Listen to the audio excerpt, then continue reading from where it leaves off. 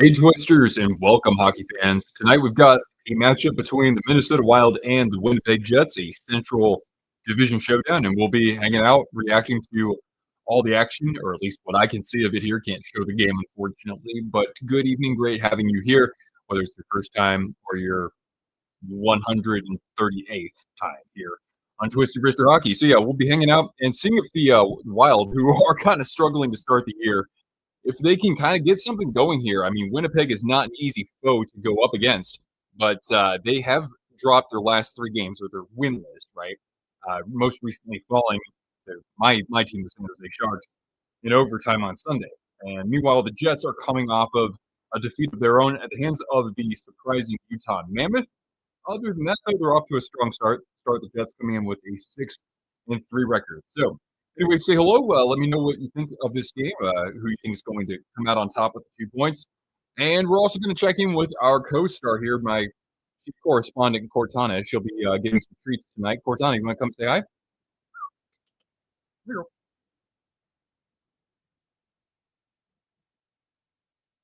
Hi. All right, here. Oh, want to do one more? Good girl. All right. So Cortana will be getting goal treats, of course. Hopefully, we do have some goals tonight. Yeah, let me know what you think the score is going to be. I'm thinking the Jets are going to keep things going here. I mean, it was a narrow loss against the Mammoth. I could see them coming out on top, but in a tight contest, probably a 3-2 kind of affair here. I haven't seen exactly who's going to be starting in goal. I don't see why it wouldn't be Hellebuck, at least for Winnipeg, on account of the Jets haven't played in a couple of days, and with the Wild not playing in a couple of days, you would think it would still be Gustafsson. Although Wallstedt played the last game, so that's probably what's going to happen tonight. Ah, wonderful. We've got a ton of other games in action right now, and we have even more to look forward to throughout the course of the evening as every single team is playing tonight. It is a frozen frenzy because who gives a crap about baseball, especially when a team buys championships. So tonight we've got 2-1 Flyers over the surprising Pittsburgh Penguins. We've got Maple Leafs and Flames tied at 2. Golden Knights on top of the Hurricanes 2-1. Jackets on top of the Sabres 1-0. Ducks and Panthers are in action. Islanders with a 2-0 lead over the Bruins. And we've got, look at this, Lightning and Predators. We've got Red Wings and Blues. We've got Capitals and Stars. That's a good one. Senators, Blackhawks, Devils, Avalanche, New Jersey, hottest team in the NHL right now, along with Utah. Mammoth, speaking of them, they're playing the Oilers tonight. We've got Rangers, Canucks, Canadiens, and Kraken. And to finish things off, that's why I'm doing this stream, because afterwards I should be able to watch all the Sharks game. Ethan, what's going on, man? How you doing? Islanders looking decent so far. And Schaefer, good. Congratulations to him on starting his career with a big point streak. Got Chance in the building. Howdy. I hope the Jays can win in extra innings for a change. We've got Cam Ward fan hanging out with us.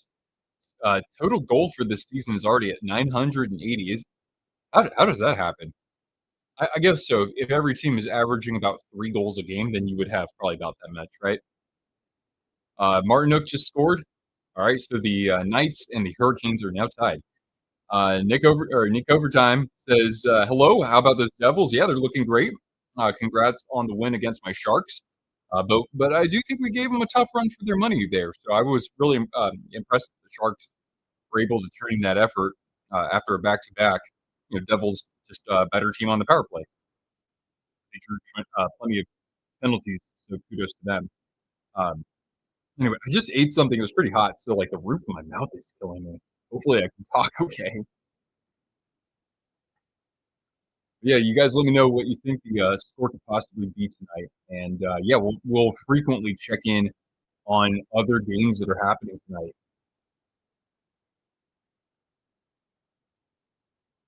But yeah, the Wild tonight are wearing their 25th anniversary jerseys. That's very similar to, of course, what we have here. This is a Reebok Edge 1.0, and the Wild's jersey is not all that different, honestly. It's pretty similar, albeit the sort of wheat color here is more of a gold with these jerseys. It is their 25th anniversary. They have their alumni in the building for this one, And yeah, I was happy to see that jersey unveiled for this season.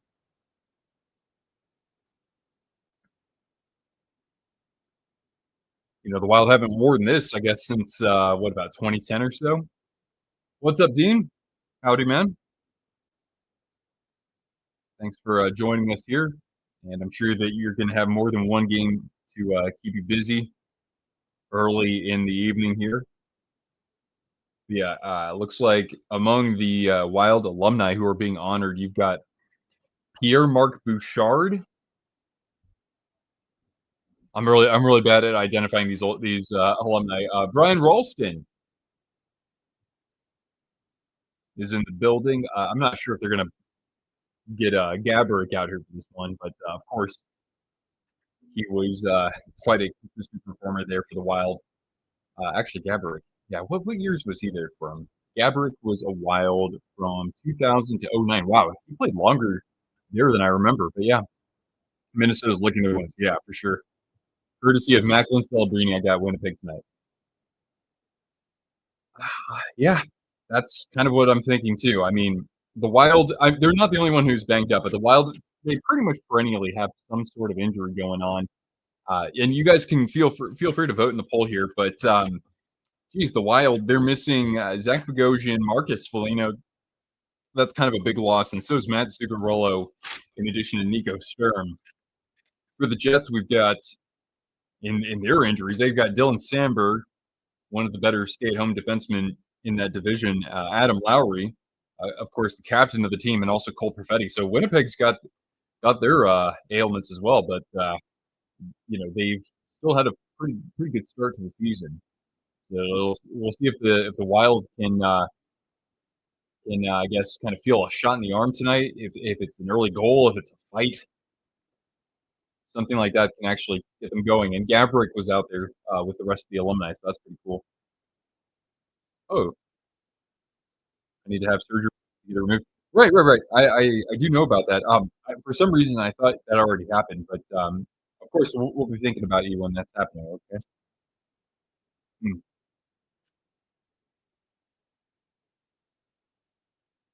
Leading scorers, by the way, oh, would this be surprising to you guys? Kirill Kaprizov leads the Wild, 5 goals, 9 assists. Matt Boldy, 5 goals, 6 assists. Zebuyam, 2 goals, 8 assists to lead the Wild defenseman. And then on the other side of things for the Jets, Shifley, 8 goals, 5 assists. Kyle Connor, 4 goals, 7 assists. And Josh Morrissey leads the defense. No goals, but he's got 7 assists. Connor Hellebuck rocking a 928 save percentage and a 2.16 goals against average. Nystrom just took a puck to the mouth in the Carolina game. You're saying? Looks like the game's about to start. Let's get the Let's Play Hockey here.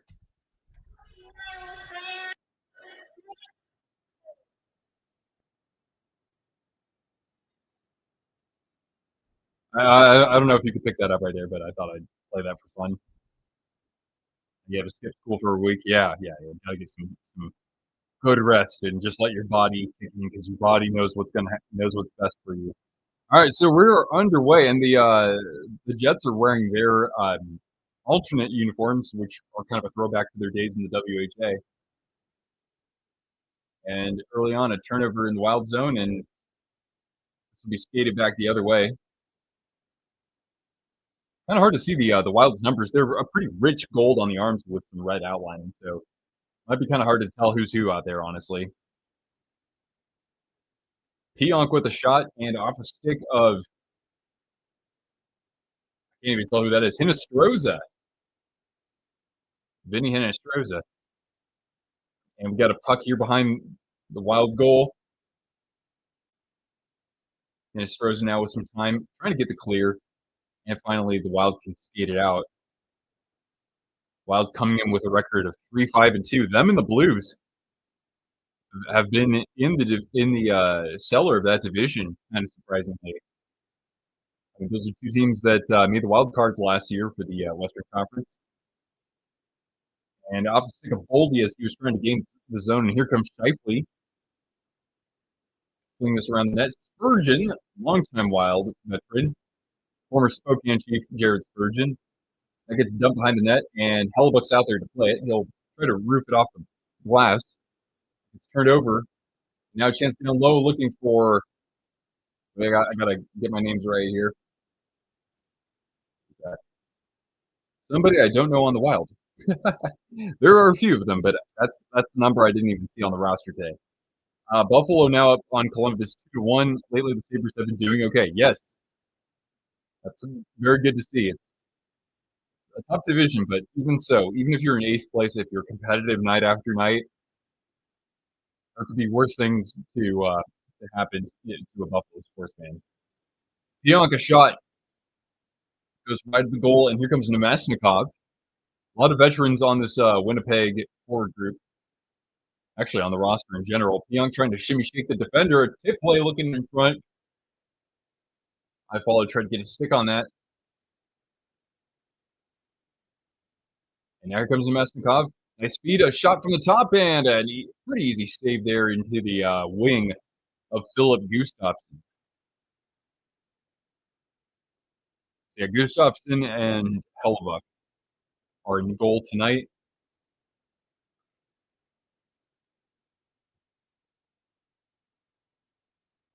There hasn't been a goal yet in the Ducks and Panthers game. How far along are we in that game?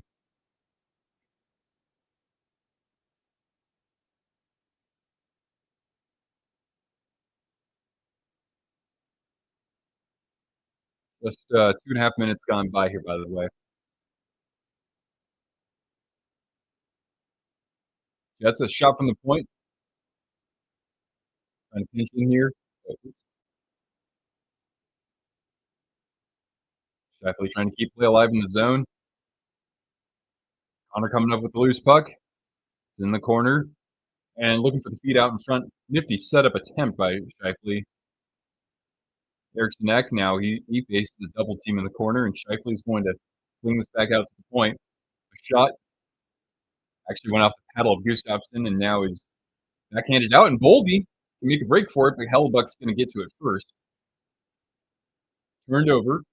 And now Tarasenko. Yeah, that's right. Tarasenko as a member of the Wild in that jersey is so odd to me. A shot and into the glove of Hellebuck, and we'll get a whistle.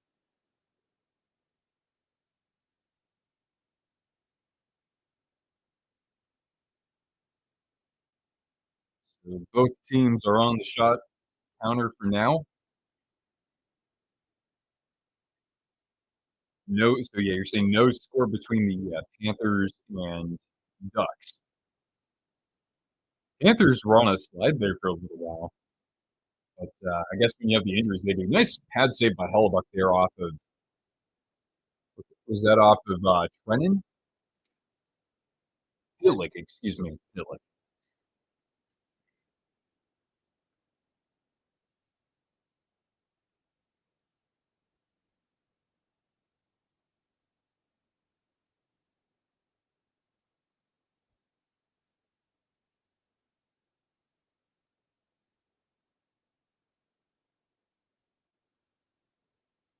All right, from the neutral zone, dumped in by the Wild, and DeMello looking for Morrissey. Went past the stick there.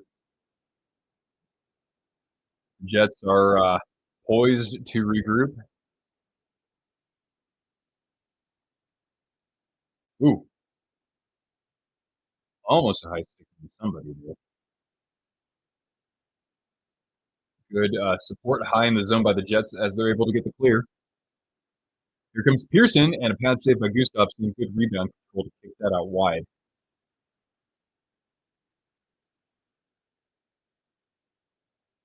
Funnel back to the point. Pionk is waiting.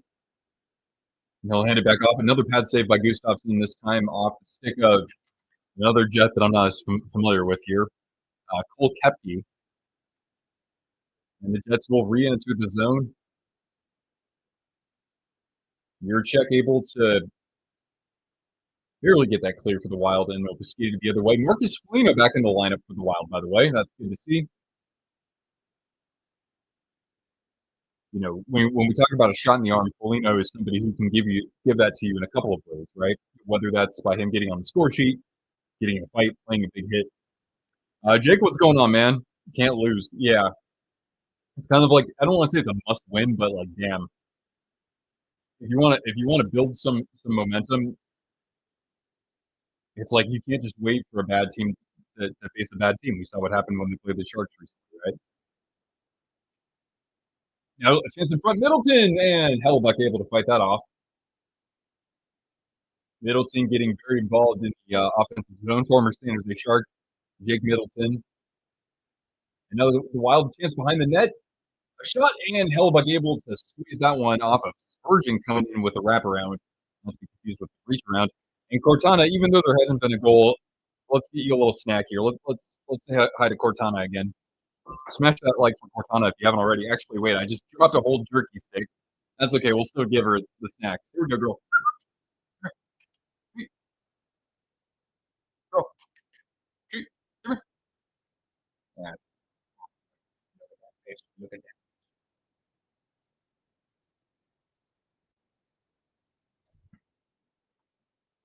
All right, Jed's able to skate this clear. Dumped in from center ice around the net. And good defensive support for the Wild, but Jonathan Taves in a Jets unity. This is my first time having a look at him like this. She's in front. Taves trying to stay with it. He's out there with Nemestikov and Iafallo. Got it around the net again, from behind the net. Back to the point where DeMello is. And scooped up and cleared out of the zone. As we're now down to about 13 and a half minutes remaining here in period one.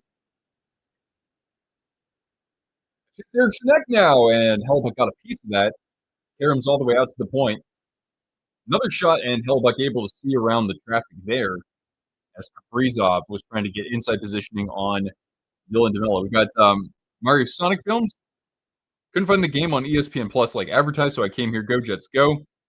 As they're in the closest team by proximity. Who do I have in the World Series? I just don't want the Dodgers to win, but I can't get in the way of somebody's purchase because that's the way that they've done it, which is it's lame. It's like that's why I'm thankful for the NHL because there's more parity. You can't just simply buy success in the NHL. You have to cultivate it. And so I've got I don't care how many. This is just a tangent. We're in a commercial break, by the way. But yeah, I don't care. The Dodgers could win 25 World Series in a row. I wouldn't count a single one of them. I think 2020 is more legitimate because they actually drafted and developed their talent back then. Ducks scored 1-0 as they've got a lead over the Panthers. We've got Hockey from Home hanging out with us. Good evening to you. We've got Trevor jumping in here as well. Wild need the win. Yeah, it's been slim pickings for them as of late. A 3-game unbeaten streak. And, Winnipeg is dealing with a couple of guys injured on their roster too. So, you can't pull that out as an excuse at this point. But anyway, we're in a commercial break. Nothing so far. And good goaltending from both ends so far. Very nice positioning and nice saves. Leafs 3-2 with 8 minutes left with an empty net. So yeah, Leafs over the Flames 3-2. We've got the Flyers hanging on to a 2-1 lead over the Penguins. I know the Penguins have been really surprising, but hey, the Flyers are off to a pretty decent start as well. I don't think people were giving them enough credit to start the year. Knights and Hurricanes toward the end of the second period are tied up at 2, although the Knights just started a power play. 2-1 Sabres over the Jackets, 1-0 Ducks over the Panthers, 2-0 Islanders over the Bruins, 1-0 Lightning over the Predators. We have plenty of other games to follow.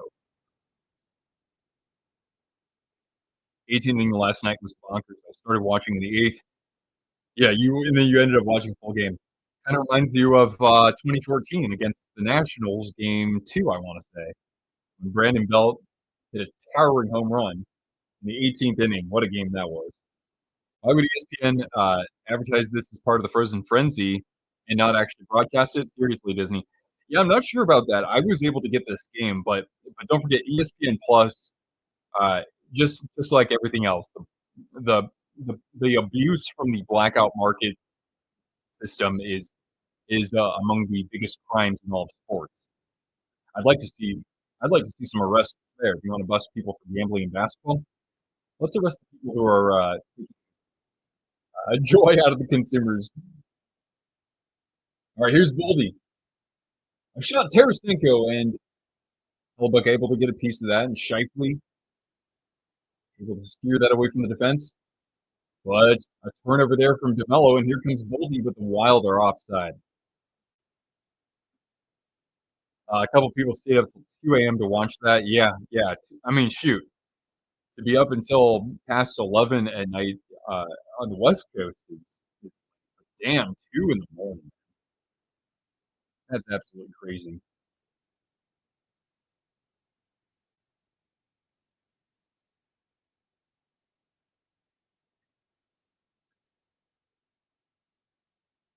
All right, we're down to 13:03 here in the first period. Jets able to control this.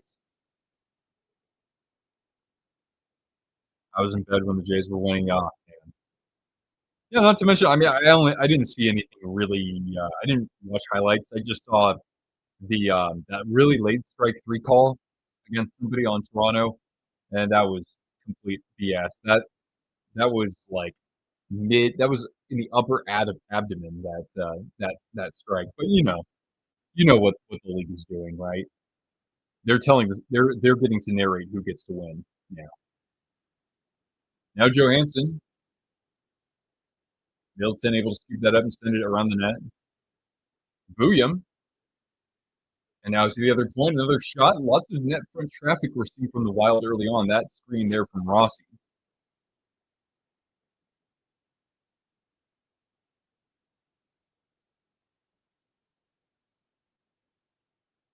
All right, you got to go? Okay. All right, we'll catch you later. I appreciate you hopping in here, though.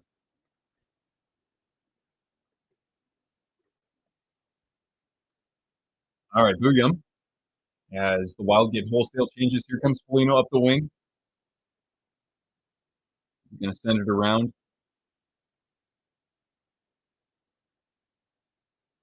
Wild going to have to chase this all the way down at their net. Gustafson's actually going to hand this off behind the net. He's got Brodin, but Kyle Connors immediately there. Well, what are my thoughts on the Carson Wentz injury? Yeah, I'll let you know on the whistle. But that's a great question. Chance in front, and that might have gone off the side of the net here. The Wild are they're attacking pretty steadily though. Hartman trying to win this battle along the boards. He does. He gets kind of hauled down. No call. Jackets and Penguins have tied up their games. Man, Penguins, and they played last night too.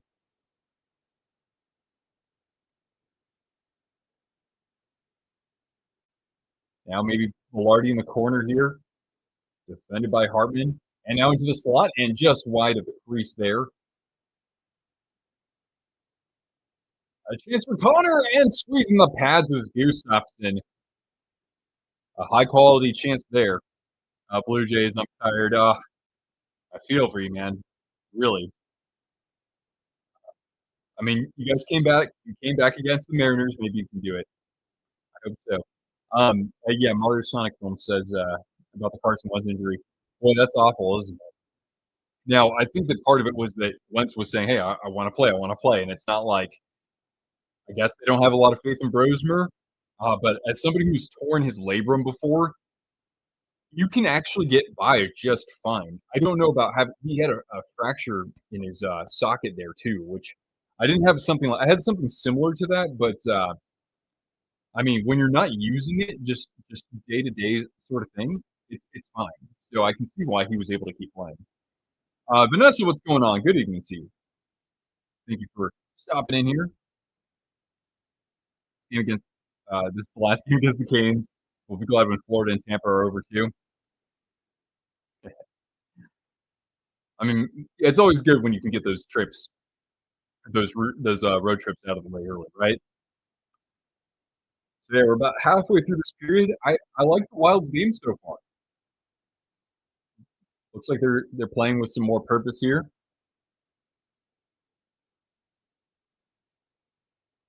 All right, I just say early. It's the middle of the period, 10-12 left. Oh, I did? There we go. Alright, we'll get a face-off in the Wild zone.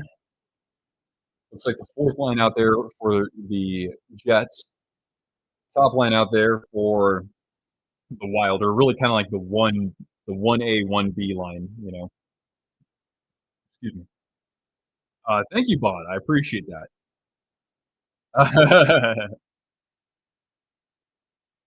Yep, my blood bleeds purple, and I can say that because like, nobody wears purple in hockey, so if I say my blood bleeds purple, it means one of 2 things, either I or 3 things. 1, I like the Rockies, which, I feel bad for anybody who's still a Rockies fan. 2, Lakers, which I'm not from that side of California, and 3, I'm a huge Vikings fan, so there you go. But I appreciate that bond. Hope you're, of course, enjoying the start to the season here. Oh, Gustav's in, able to get a piece of that with all sorts of pressure. Man, the goaltending battle so far is actually pretty legit.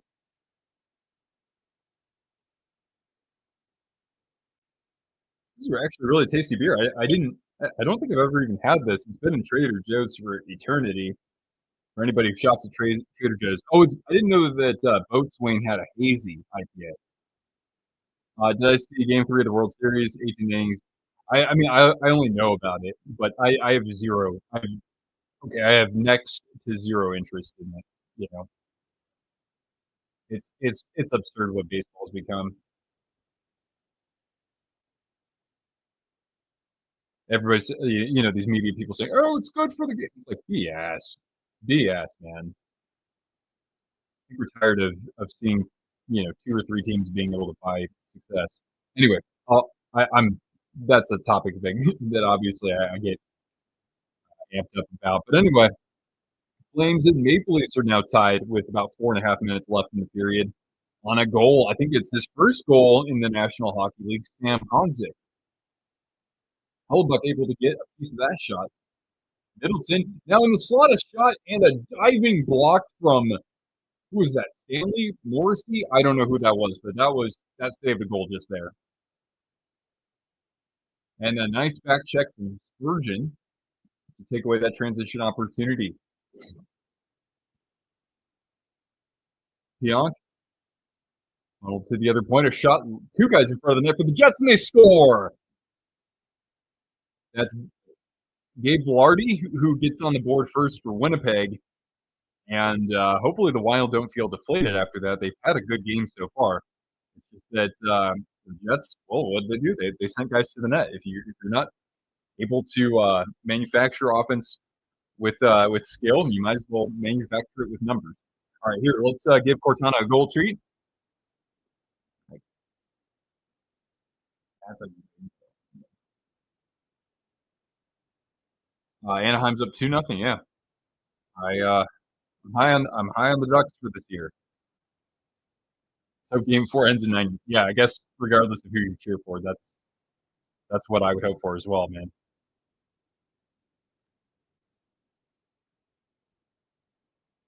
So now 1-0, a goal from Gabe Vilardi.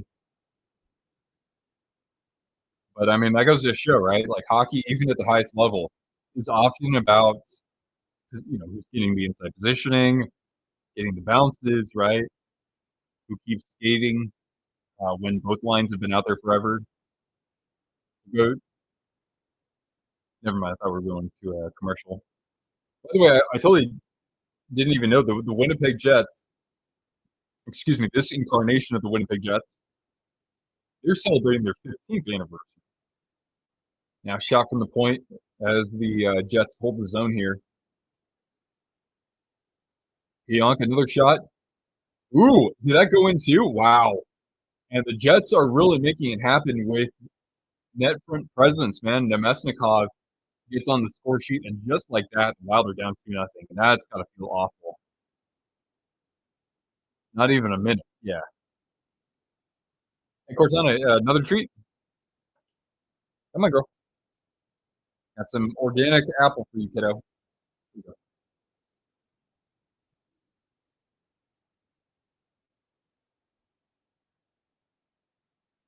All right, Cam Worthman, I've got a trivia question for you. What team has the single season record for goals in a season? And can you tell me what year that was? How is Cortana? Give her an ear scratch. Delmar, I support the Sharks. I'm a huge Sharks fan. There's my guy right there, my little shark guy. It's Sharky, but I call him Sure won the Shark. Yeah, Cortana's doing overall very good. She of course had that. She tore her ACL in her other hind leg because it happened to her 3 years ago, and it happened at the beginning of this year too, just to a different leg, which you probably already knew. But even though it was kind of hard getting her to, you know, uh, getting her back to her usual self, she's still doing really well for a dog who will be almost 12 years old. So she's doing all right. Actually, no, she's doing more than all right. What can I say? Omega Fish, did you just did you change your profile image, or did you change your actual name on YouTube, or are you another Mammoth fan? Because we've got another Mammoth fan here recently. Let's see here. I've been keeping track of the goals on a clicker. Oh, really? You're doing that? You're like something that you actually hold by hand? That's cool. I think the Wild just hit the post there, by the way. What? Yeah, we got RM. Oh, shoot, I couldn't even figure that out. RMDVTO. RMDVTO. Yeah, it was the Oilers in, I think, 1983, 84, I want to say, which, by the way, that will kind of be close to a subject that I cover in an upcoming video on the channel. You had a wow, that's amazing, Tony. I mean, shoot, any dog that can live until that age, that's very impressive. But labs, I mean, the ones I've known typically haven't lived past about, 14 maybe. So that's pretty remarkable. I put 11 in my name because it's Dylan Get there. Okay. Omega Fish. Cool. Yeah, yeah, Utah. God, hottest team in the West right now. We got Mr. Waffles. Hey. Oh, yeah, yeah. That's funny. Hope to watch more feeds. Happy Hockey Frenzy. Yeah, indeed. Cheers. I'll drink to that. Dalmar says, I support the Wild, but they're very bad. They're losing every game. I mean, it was a team that I wouldn't be surprised if they missed the playoffs, although I wouldn't think they would miss the playoffs by much. But I thought that they had a pretty high ceiling going into this year with, some of the young talent that they have.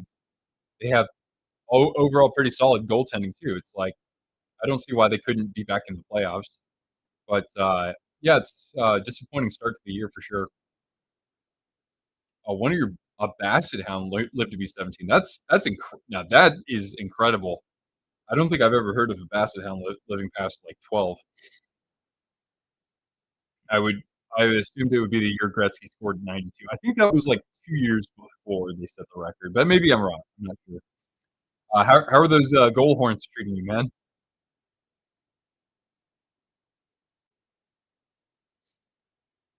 Let's take a look at this. Is this going to hit the post? Yeah, yeah. So the Wild had a post just like 2 minutes ago. And let's see if they can set up the cycle here. Here comes Bolton. Able to fling it around the boards. Some pressure there from Eriksson Ek.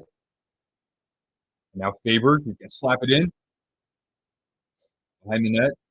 Now big Logan Stanley trying to spear that out of the zone. Just clear, but Brodeen's able to regroup pretty quickly.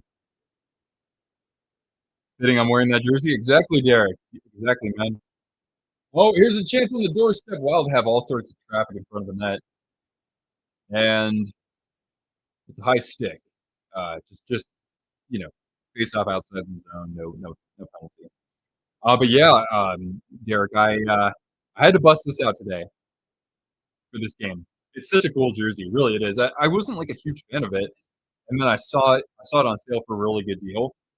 It's my only Reebok Edge 1.0, so it's very similar to the actual made in Canada. It is made in Canada Very similar to what they wore on the ice back then, and it's such a great quality jersey. I mean, like, look at the freaking shimmer and the detail on these shoulder patches. It's pretty great.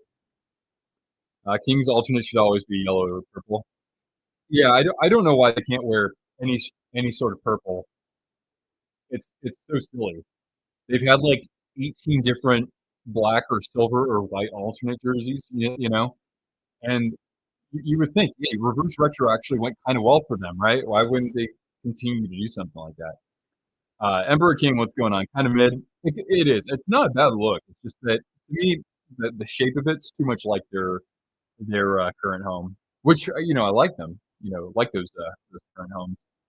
We got all the goal horns done at the Wild. Do something for the 25th anniversary. I'll do that quickly. Okay. Hey, Darkfear, how you doing? Fear of the dark, fear of the dark. Uh, there's actually a fight in the Red Wings game.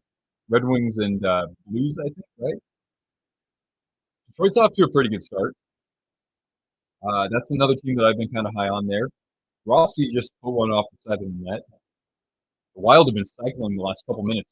They've had that zone the whole time, just about. But now Pionk able to slap that out, albeit Middleton's going to help Minnesota regroup here. Wild should go back to those sweaters. I mean, if they wanted to do something kind of like that for their road, my thing is that the typeface kind of looks like a minor league hockey team. Even though it's fun, I don't know. I think that the home kit's pretty damn great. I just wish that the away jersey was more like that, or that teams. Oh, nice save by Hellebuck at the top of the crease as Molina was charging in. You got bounce, Vanessa. We'll catch you later. Good luck catching up to the Lions. Oh wait, technically you are ahead of the Lions, I think. That's the jersey from 2007 to 11. Yep. Sakuna, hey. How are the Blues doing here? I heard they were just in a fight. We've got Blues on top of the Red Wings, 1-0 on a goal from the captain, Braden Shen. But yeah, what I can do right now is I can actually pull up scores. Looking forward to the Sharks heritage sweater. Hey, I am too. I think that they're going to bust that out. I guess when is it sometime in November? But yeah, here's what we have so far, everybody. We've got 2-2 Penguins and Flyers. They're about to do overtime. 2-2 Golden Knights and Hurricanes as the Canes look to get revenge after the last game. Jackets and Sabres are tied at 2. Ducks on top of the Panthers 2-0. Bruins, they were trailing 2-0, and now they've stormed ahead with 3 goals from Asimont, Pasternak, and somebody who did not score many goals for them last year, Elias Lindholm. 1-0 Predators trailing the Lightning. We've got our game here. And then look at this later. We got Capitals and Stars. I am definitely looking forward to that. Devils Avalanche, that's even better. And then we also have the pleasure of Mammoth going up against the Oilers and some late games here. And I'll, of course, be watching my Sharks take on the Kings. All right.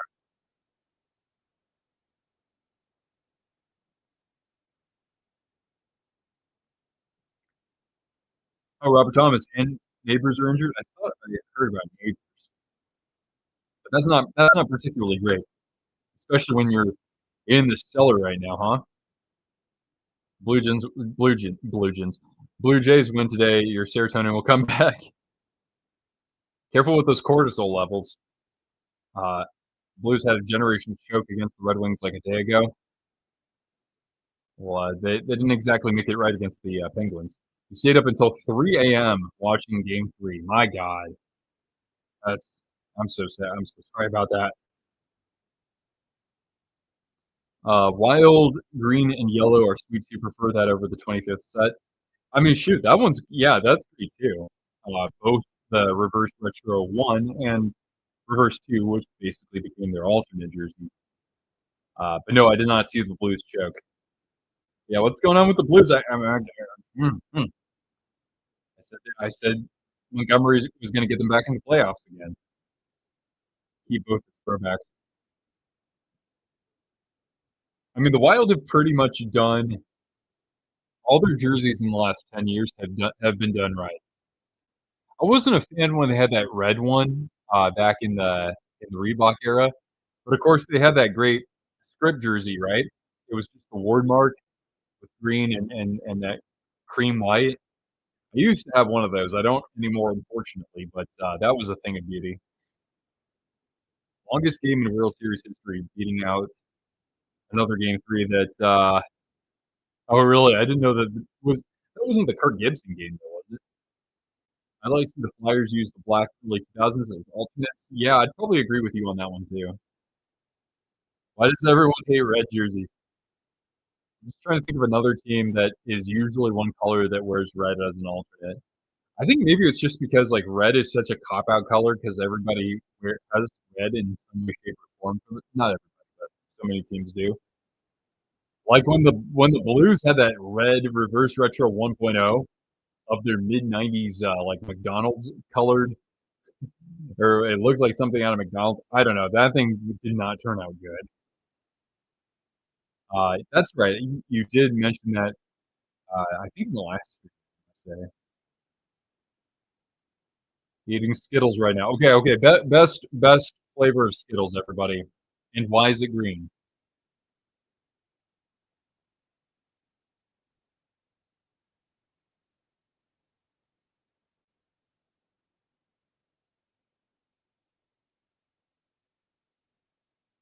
I hate both these teams, though. I hope they both lose or something. That's why you're here. You want to watch them get into fights. But it always seems like the Jets have had the upper hand on this divisional matchup, or at least over the last several years. Mr. Waffle says orange. I mean, orange are still very good. Red can be ridiculously good. So PG-13. So we're leaning toward the red ones. I think those are all really good. The yellow ones and the purple ones are not good. Yellow's just bad, and then the grape ones. I'm sorry, grape flavored stuff is not good, except for Flintstones push-up pops. You guys remember the push-up pops? The grape flavored ones are ridiculously good on those. All right. Oh shoot, we're only about a minute 10 left, and Hellebuck able to come up with a big stop on the breakaway, and then there Rossi couldn't put it home.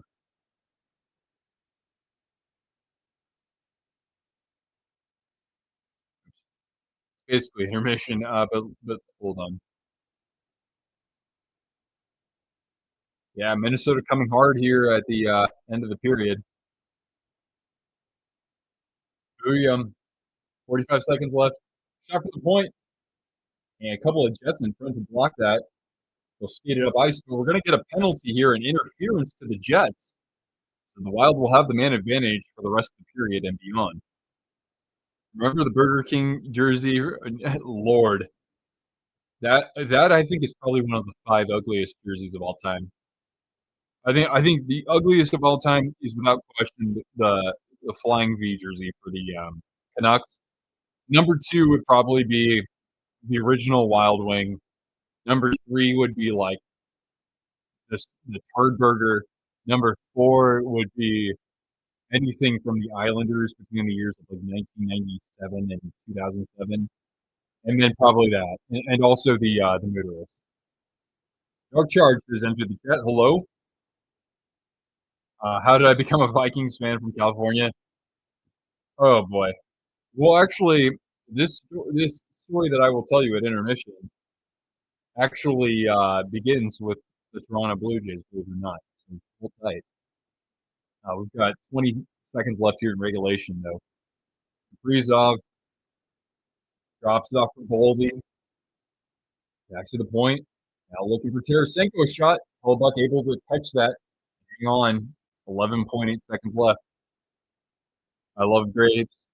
Oh, Don Cherry? Red is the best sweet tart too? Hmm, never really gotten to sweet tarts, but, Mrs. Twister definitely enjoys those. Uh,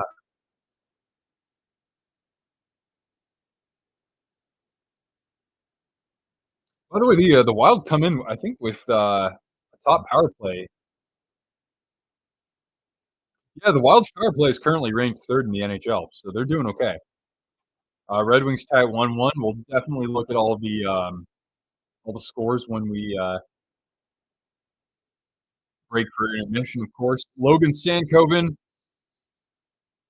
yes!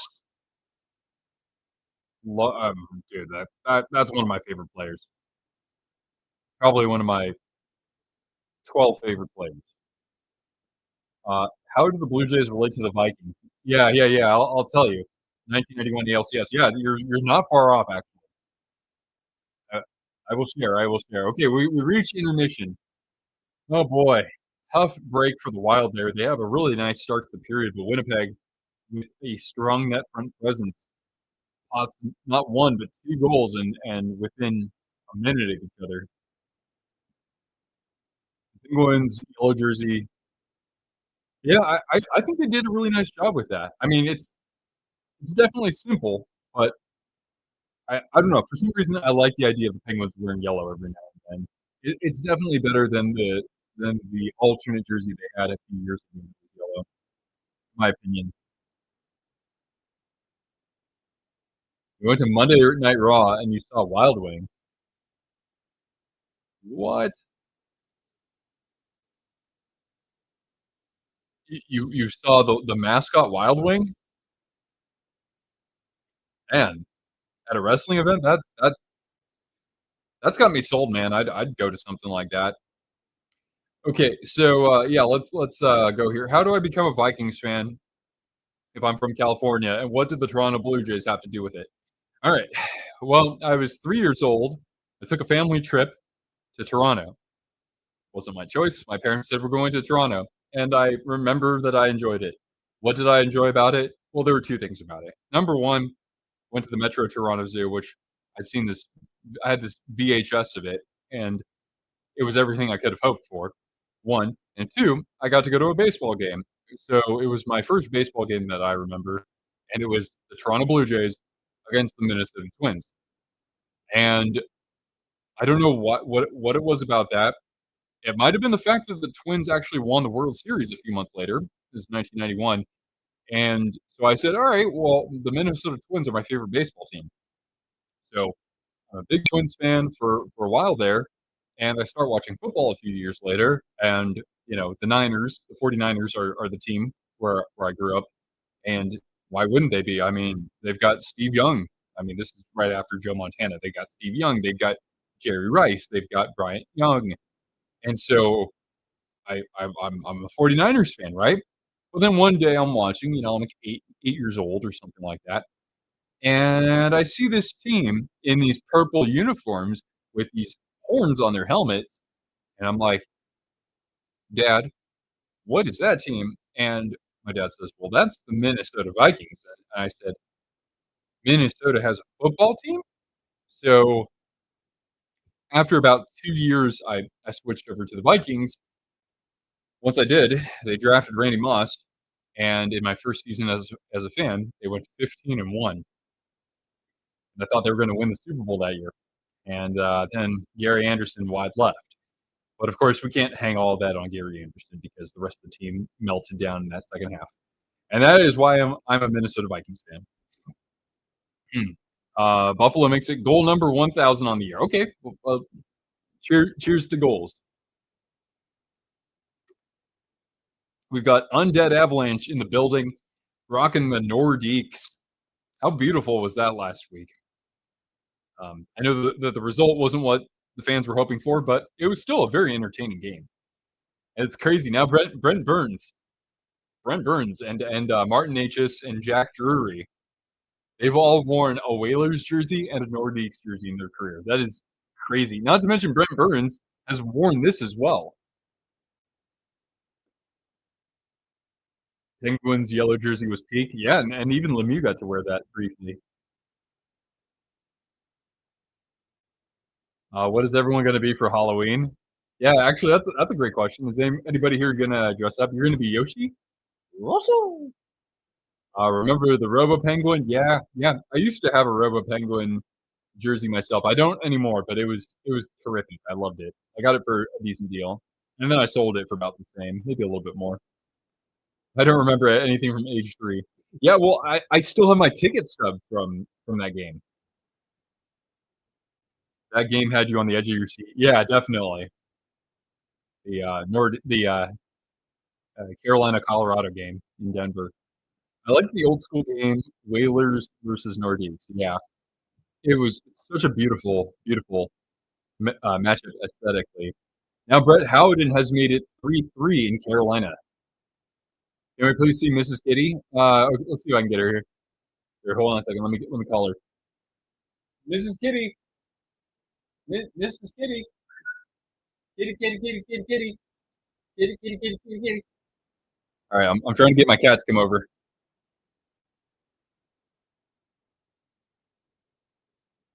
Yeah, we'll see if I can get Mrs. Kitty to come over and say hello to us. Cortana's like, "What are you doing, Dad? What about me?" Here, everybody, let's say hi to Cortana in the meantime, okay? Here we go. Oh, what a good girl. Hey,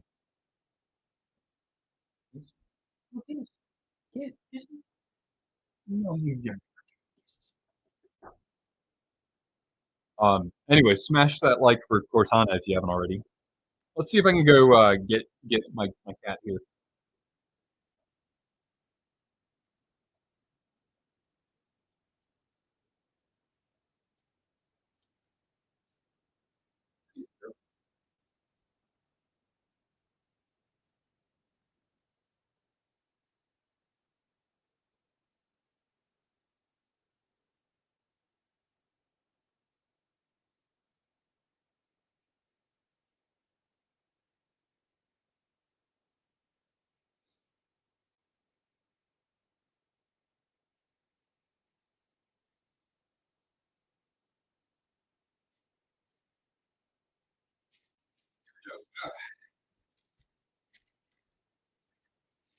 Oh, there we go. Yeah, but look, I came back with a purring kitty.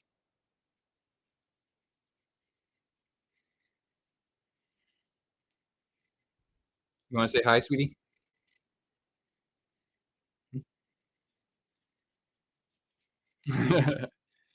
Yeah. Now I didn't grow up with cats. These fur balls belong to Mrs. Twister, but now that we live together, this is my cat too. Mm, mm. Hi. You say hello? You show them the murder mittens. All right, I'll let you go, kiddo. Beautiful cat. Thank you. Yeah, she is quite lovely, fluffy and such a character too. Beautiful cat. Black cats are at least adopted. I know. I mean, that's a shame. All right, let's take a look at the scores. Okay. All right, let's take a look.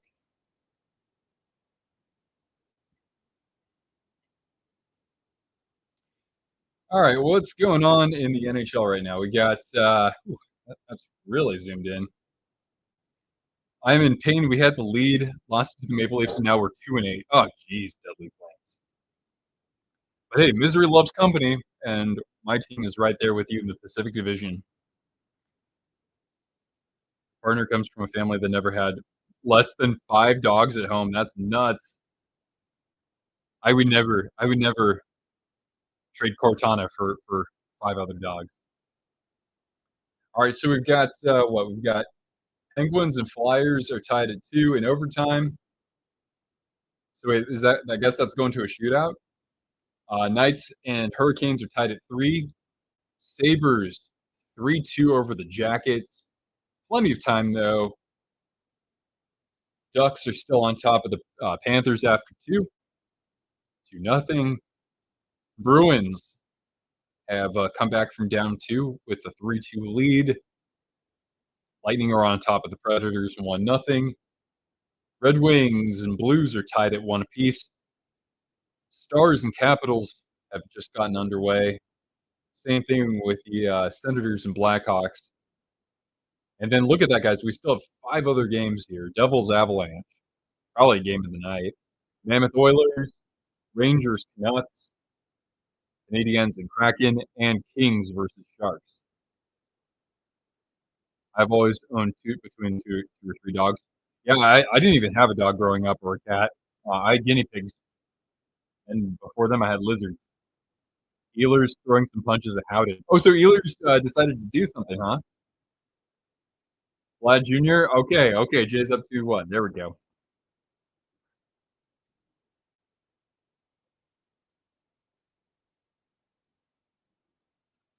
I've done this before. You know what?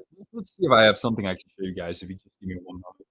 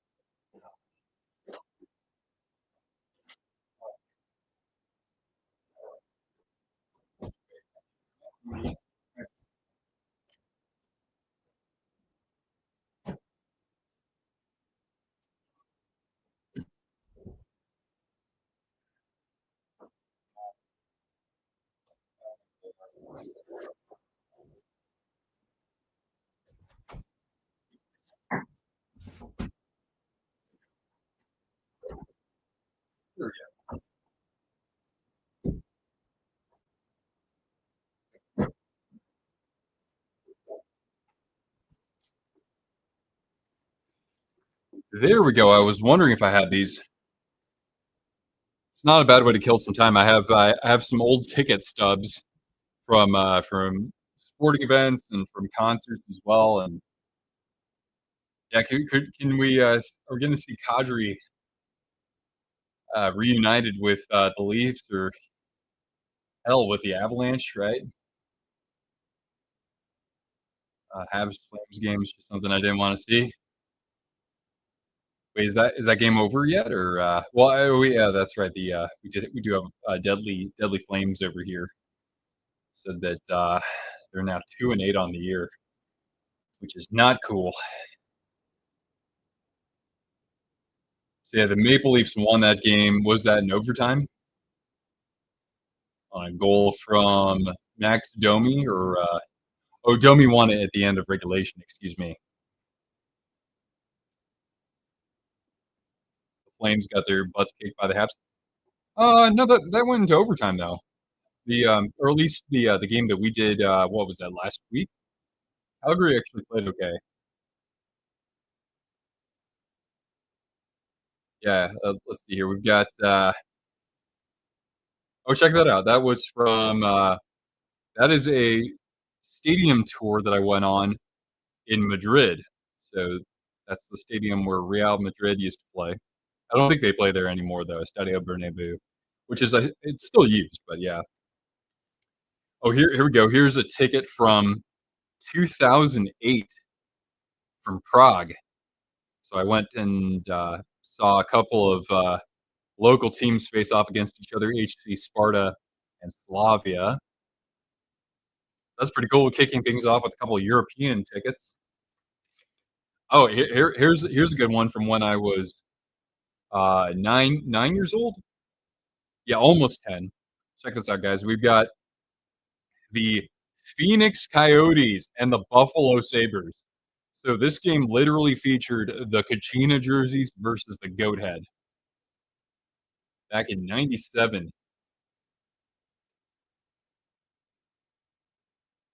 Even though Kadri roasted Maple Leafs when he won a cup. Oh yeah, I mean he was really good for the Avalanche. Let's see what else we got here. We got here's the Stadium Series from 2015 when the Sharks hosted the Kings where the Niners play, Levi Stadium, which is really close to where the Sharks play, by the way. It's only like 10 minutes away. Got that. We've got all kinds of San Jose Sharks playoff games. Like we've got round two in what year is that? 2011, round two. So this would have been against the Red Wings. I actually walked to that game from because I used to live really close in San Jose, so I actually walked to the Shark Tank for that game. Emperor King, what's going on? Yeah, that's right. Yeah, not the only time I've seen those two teams play. Actually, yeah, this is here Emperor King. You'll like this one. This is from 2014. This is game two, so the Sharks actually won that game decisively. So they didn't lose that series because of me. I was good luck if anything. And by the way, guys, check this out. I wasn't making this up earlier. Here's my ticket stub from the 1991 game between the Blue Jays and the Twins at the Sky Dome. Check that out, man.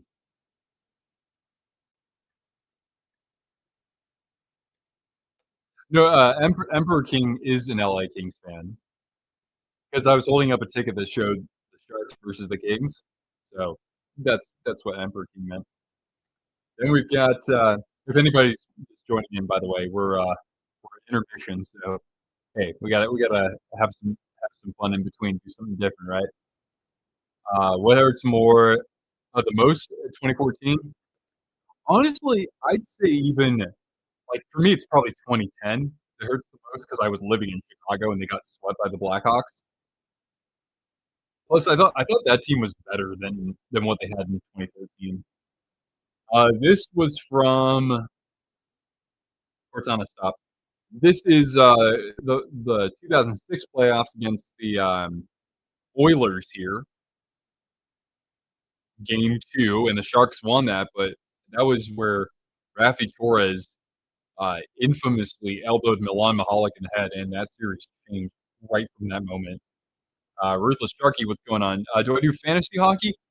I don't. We do have some people in our community who do play though. What else we got here? Here's a random soccer ticket. This is in Columbus when the Crew played the Fire.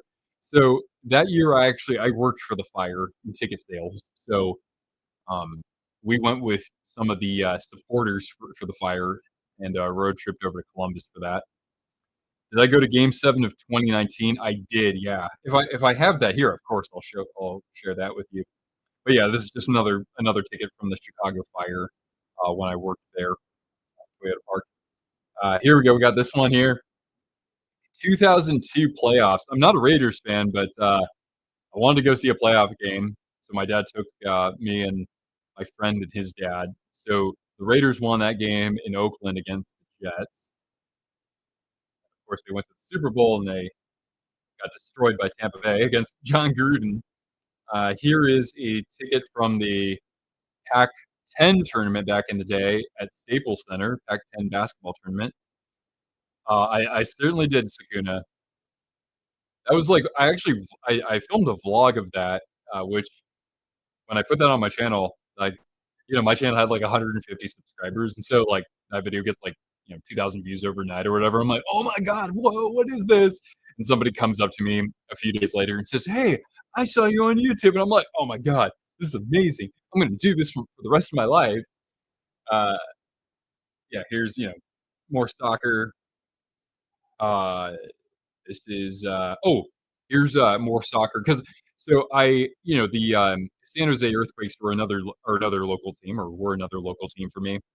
Uh, and I was an intern for them a little bit before this year. So this is when they hosted Los Angeles Galaxy when Beckham played for them, and that was at Stanford Stadium, so Stanford University. Cortana, stop being so jealous. Anyway, guys, and then the Blues fried them. Yeah.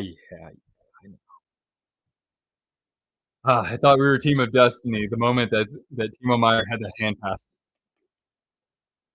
Anyway, Flyers got the win in the shootout. Yeah, man, Flyers are off to a decent start. Penguins, of course, are off to a great start, which excuse me, that change behind the bench that the change behind the bench, that might have been a really big piece for them. I mean, considering how the Rangers are doing with Mike Sullivan to start the year. I'm good. Happy we won against the Wild 6-5. Celebrating helped us out. Yeah, man, that was bonkers. Incredible, man. That kid is something special. What was the best playoff game I've ever been to? Minneapolis Miracle, 2017. Well, 2018 calendar year. But yeah, yeah. The only thing better than Game 7 against the Golden Knights in 2019 was being at US Bank Stadium when the Vikings walked off against the Saints. All right, so now we're at the start of period number 2. You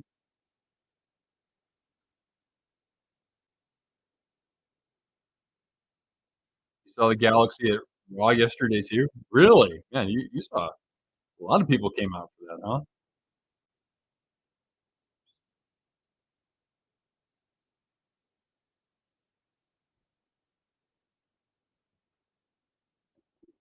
Just making sure that I didn't miss any messages there. Yeah, okay, cool. Yeah, we're back in action here. I mean, I can keep showing you guys my tickets. I'll keep an eye on this game. Wilder at the tail end of the power play, by the way. Wait, what am I doing? Not intermission. It's the second period, you weirdo. Yeah. Okay. All right, so penalties expired. Ooh, that one changed directions on Hellebuck trying for the wraparound. Oh, crafty, Matt Boldy, crafty. But the Jets are going to come out of this one unscathed. I've never been to a playoff game in any sport. Playoff hockey is incredible. It's 5 times the excitement of a regular season game at least.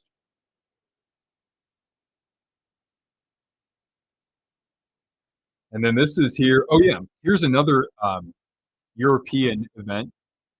This is from a soccer game I went to in Milan, Italy, and that was Inter, not AC Milan, but the other team that plays there, Internazionale, who had Zlatan Ibrahimovic actually at that time. So I got to watch an Italian soccer game. The way that the Jets and Blues playoff series ended was insane. Yeah, it was. It was a Blues gave him a hell of a run there. I like the 30th anniversary jersey, but the gray one you're wearing a fan of. You know what? I wasn't asking for that jersey to come back, but I think it looks good. But the 30th anniversary one, the collar was wonky, but everything else about that was great. Want to go to a playoff baseball game? Those can be, hey, those are terrific as well. And another European soccer game I've been to. This was in Copenhagen in Denmark, and that's where I was for a semester when I was in college. All right, here's Trennan in the corner looking for Hartman. Hartman will scoop it up and kind of a lazy backhand, can't quite connect with his teammate. And now Nemesnikov's going to chip that ahead. So Jets trying to manufacture something from behind the net. Spurgeon's going to scoop this up, and he's going to send it ahead for Middleton. I almost did favor behind the net, and good defensive support there from Iafallo. The Jets will come the other way. Very smooth breakout there. And the Mesnikov's going to chip it in deep so that the we got a fight. Middleton, who's going up against Luke Shen. Oh man, this is a heavyweight battle here. Shen's kind of giving it to him. Middleton's got his helmet off, but he's standing in. He'll take a knee to the eyes. Luke Shen and Jake Middleton. Ruthless Sharky. I like the updated profile image. Game feed is right. Oh, really? That was gonna say, man, that never happens. I'm always way behind everybody.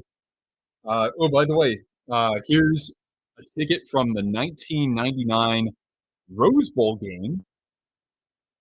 For whatever reason, my parents wanted to go down and see the parade, which, as an 11-year-old, I I did not wanna see that, but I convinced my dad to take us to the game, which I just vaguely remember. It's huge, right? The Rose Bowl has, like, 90,000 people who can sit there. Wisconsin absolutely just steamrolled UCLA in that game. Jersey Zone, what's going on, Landon? How you doing? Y'all make sure, if you haven't already, subscribe to our friend Landon here at the Jersey Zone, because I wouldn't have made my last video if it weren't for him. I love Middleton. Yeah, I miss Middleton. He was a great Shark, and I'm glad that he's found a good home there with the Wild, though. I have ticket stubs from a bunch of Cardinals games. Michael gives the Golden Knights the lead. Mm, really? Not be happening. Is that a final score? No, no, no, not yet. 3:31 left. The Knights are on top of the Hurricanes, 4-3. By the way, the Wild out shooting the Jets 17-10. So it's not like they're not manufacturing chances. They are. Just like I hope that we can manufacture some more likes on this stream. If you could please support the channel that way, that'd be terrific. Nonetheless, I will keep showing you tickets. Middleton lost that fight. I think, yeah, that's fair. Granted, I mean, there are very few who could stand in against Luke Shen like that. Yeah, hey, Landon, my pleasure, man. Will we get the momentum to win more games after that one over the Wild? I don't know if it's necessarily momentum. I think that the morale in the locker room is a little bit more relief. It's more about like relief and not so much belief per se, because the team has been in some other close games this year. They just haven't been able to close them, and the Wild game was really no exception when you consider 5-on-5 hockey. So I think it's more like, look, the guys can kind of loosen up, have a laugh, but that doesn't make up for their defensive ineptitude. Because it's hard to fault Askarov for that last game. I thought that he made most of the saves that he should have.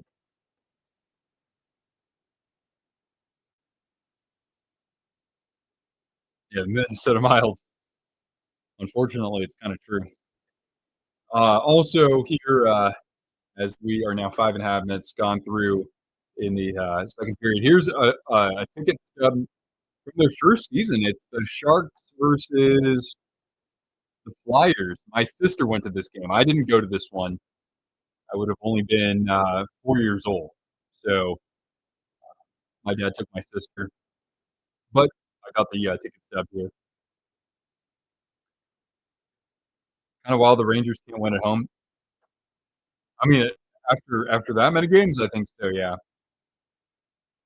Then we've got your dad played for Northern Michigan University in the '70s and was a self-professed goon.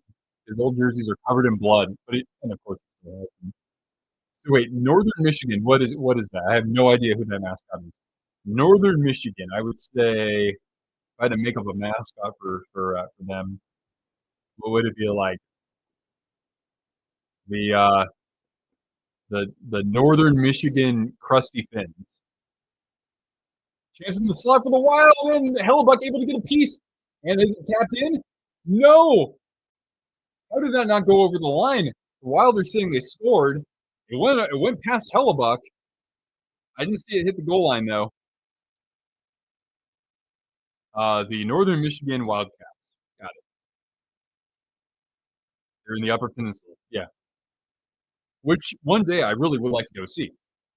That is the homeland of Fritz and his good boys Donnybrook and Draper. I want to just go over there so so when I greet people, I can say, "What the hell, buddy?" Who doesn't want to do that? Who doesn't want to do that?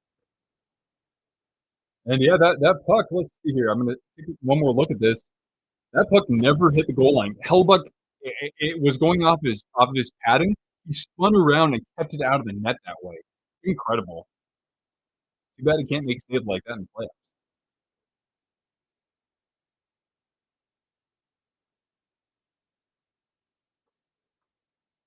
So they actually ruled it a goal initially, but I can't see that not standing, unfortunately. OV fan, how you doing? Thanks for stopping by here, and good luck tonight against the Dallas Stars. Should be a good game.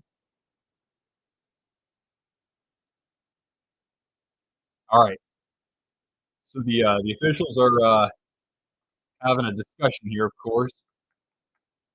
In the meantime, we've also got a ticket that I didn't go to this game. My uncle did, but he saved a stub for me. It's from the 2002 World Series, where the Angels beat the Giants in what was a great matchup.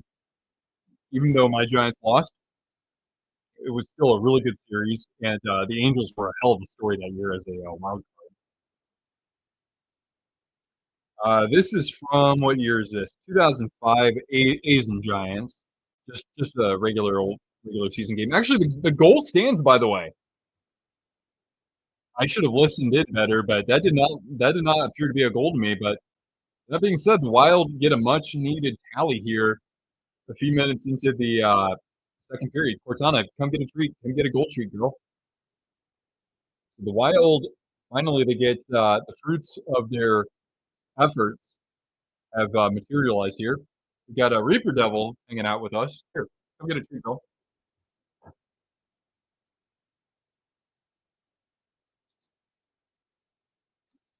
That's a good girl. Yeah.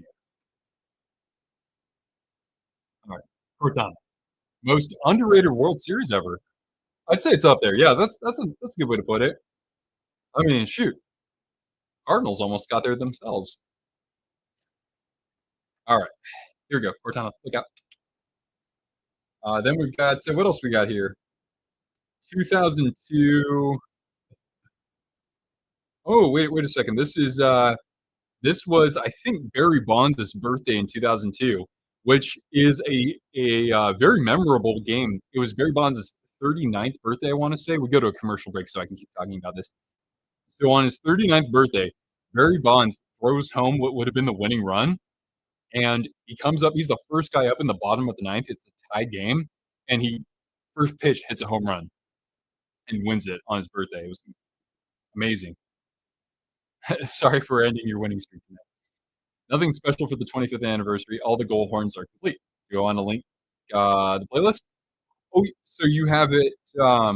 You have a specific playlist just for like the 32 teams. I should be able to see that on your site because I get all the notifications for your channel right now. So I should be good. I'll write to you if I need something in particular though. Okay, it's probably going to be a little while until I oh damn 6-3 now. Hey, hey. It's probably going to be a while until I actually rank them, but yeah, I'll let you know if I need anything. Okay. Thanks so much for chatting with me about that, though. Lucille is a good mascot, though. Yes, Lucille is great. What is this? Oh yeah, Seattle SuperSonics versus Dallas Mavericks back at Key Arena in 2001. So I think it was the night before that game or 2 nights before that game. My dad and I saw Dirk Nowitzki in a movie theater. He was just killing time that night. And Nowitzki was like maybe in his second year or third year. Like he wasn't a superstar yet. More like Warriors and Supersonics. I was a big Sonics fan growing up, so I saw them a few times in Brooklyn. Yeah, Sakuna. So, yeah. So I think Mr. Waffles would be an Angels fan. What else? Oh, sorry. So bang my head against my microphone. Never underestimate the Devils' capable AF. By the way, I mentioned this to a Devils fan earlier. Oh, one timer almost tied up there by Johansson. But yeah, I was telling a Devils fan earlier. My Sharks, we played pretty tough against you guys coming off of back to back. We got into some penalty trouble though, and the better team won. But it was a good game. I was happy with how the Sharks played. This is just a ticket for the All Star festivities back in 2007 for baseball because it was in San Francisco that year. Nice save by Gustafsson with the shoulder. And Booyum skating the other way. He's going to dump it in, so there could be some changes there. Oh, Sakuna says, yeah, who's my favorite? Okay, so honestly, I'm a Giants fan. So I changed over from the Twins to the Giants basically at the end of 2002. which is so funny because the two teams almost played each other in that World Series. The Angels beat the Twins in the ALCS, excuse me. So by that time, I had been, following the Giants considerably. My dad was a diehard ever since he was like 4 years old, even before they were the San Francisco Giants, I think. And so I, I was like, okay, they just went to the World Series. My dad's high on them. I've been following them. I enjoy them. And so I said, okay, I'm going back to my roots. I'm a Giants fan. I continue to be a Twins fan though for about another 10 years. So like for example, when they had that crazy uh, comeback during the 2009 season to win the division, like that, I was following that. Like, yeah, the San Francisco Giants may go down as the last true dynasty in baseball.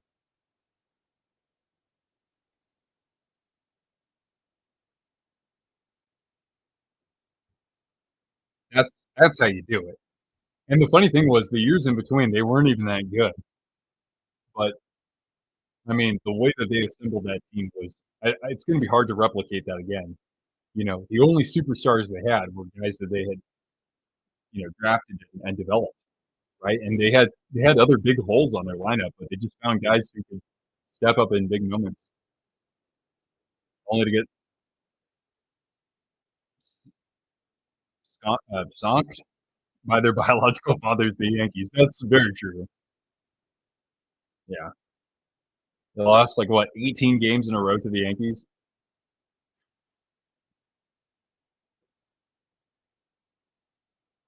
We've got Fatality jumping in. Hey, Fatality.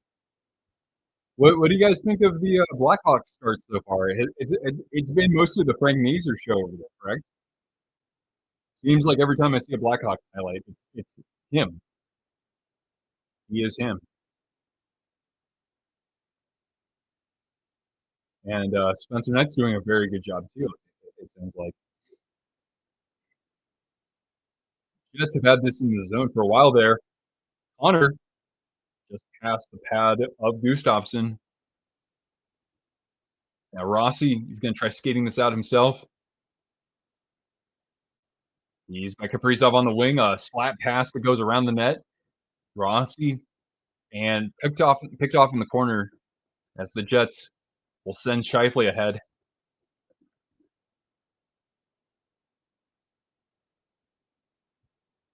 Some good defensive support there as the Wild change up. They'll get slapped in, and the top line is off for the Wild.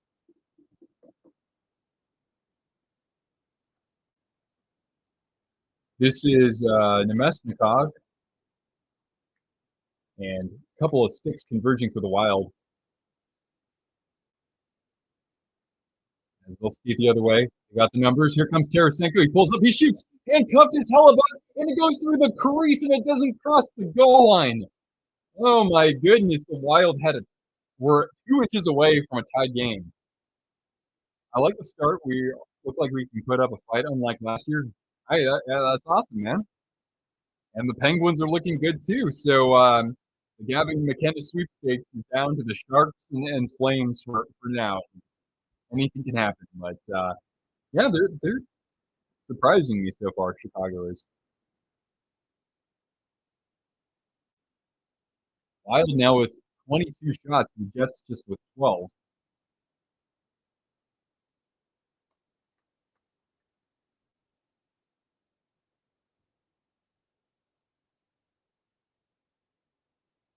And Gustafsson able to slam the door shut with the pads. And we'll hit a commercial break here. The Wild still trailing by 1 goal. Oh, so very close to tying it up there. Eriksson Ek. Oh my gosh, he just couldn't slam it home. He just floated this puck through the crease. Poor guy. Hey, Mike, what's going on, man? I got Blake Lazat's stick at the Penguins game last night. All right, let's take a look. Why not? There we go. Blake Lazat gave that stick to our very own Mike Thompson here. One of the very few twisters who's ever actually met me in person. Who I've had the pleasure of meeting in person, I should say. Also, we've got more tickets. I've got lots of tickets and stories. I've got a Fenway Park tour in 2014. I was in Boston for basically for work, so I killed some time. Went to Fenway Park. Then let's see here. This is like a printed one from Ticketmaster. Oh, here we go, Mike. Look at this. This is Game 4 of the 2016 Stanley Cup Final, and the Sharks lost that one to fall 3-1 in the series. Ay ay ay. We've got one of my favorite basketball games I've been to. A rare Santa Clara, well, not super rare, but my alma mater, Santa Clara University, actually knocked off Gonzaga at home, and I wasn't a student. I had just graduated, so I still was very youthful in my excitement around this game. And yeah, Santa Clara beat Gonzaga, so I always enjoy that. I live in Gonzaga territory now. Screw the Zags, but if they ever win, I'll be happy. The logo I have is from 1951. It's Blackhawks name all close together.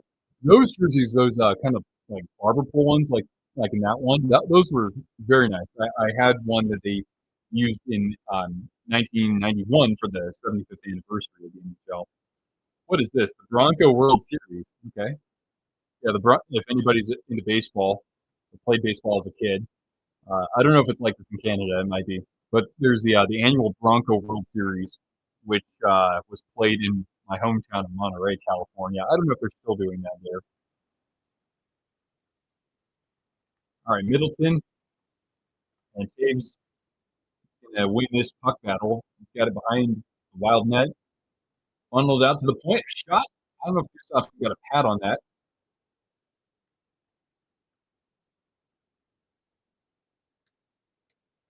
And now here's Foligno, who was a little banged up, but good to see him back in the lineup. And then I was in Fenway in 2014 for work, and I was in I was in Boston for work in 2015 as well. And the wild score! How did that go in? I think Hellebuck was turned around, and I think he ended up knocking that in. But we've got a tie game, 3-0 on a goal from Connor Bedard as the Blackhawks are up 3-0 on the Senators. Very impressive. Wow, tie game here in Mini. That was nice. Set up in the slot. It went off the back of the glass behind the net. That does not happen very often. Literally goes off the back glass and bounces all the way out, and Hellebuck is trying to track it down in front of the crease, and his skate hits the puck, and it goes in. God darn. For the Jets, these are kind of two fluky goals, unfortunately for them. Let's go to Cortana for a treat.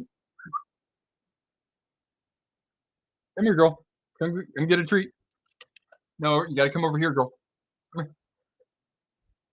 You gotta face your fears. Come here, you goof. Darn it. Come here. Get it? There's a good girl. Oh my goodness. All right.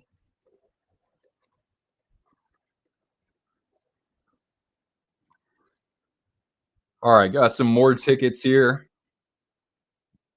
6 minutes left in the period, by the way. Here's a playoff ticket from Angel Stadium when they hosted the Yankees back in 2005, I want to say. I was looking at colleges. It was my senior year of high school.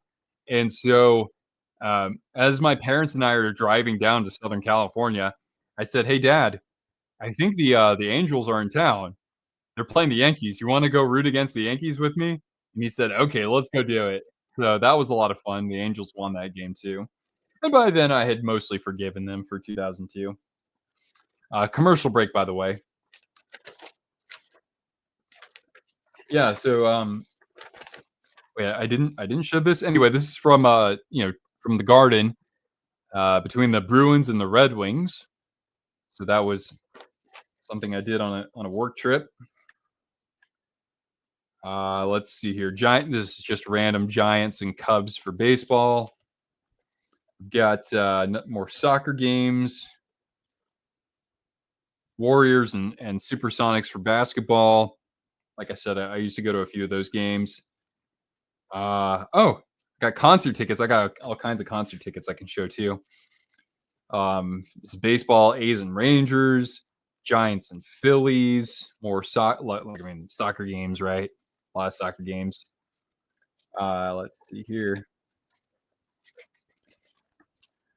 Here's a ticket stub from Target Field in Minnesota. So this should be from 2010. Yeah. Oh no, wait, no, this is 05, 2005. So I've seen the Twins at both the Metrodome and Target Field. So they were playing the Giants, and my family was in town for that. Here's just a Sharks versus Penguins ticket from the regular season. Always fun when the Penguins are in town during the regular season. That is. What else we got here? We got is this a concert? No, that's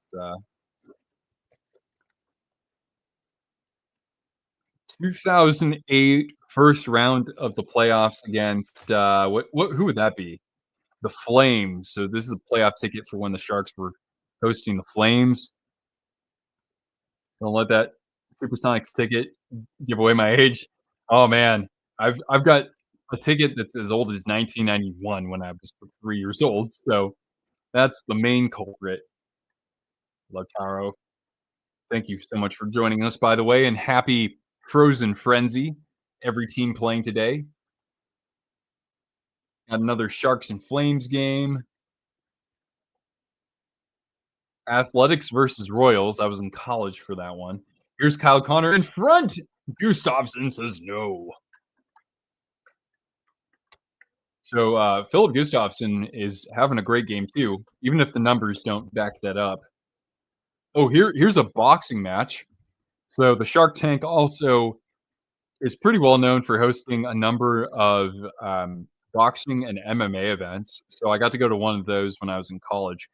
I actually really liked it. Boxing events are pretty fun. I didn't think I would like that. I was it was something I was doing for college. I was basically writing a report on a fight that was happening.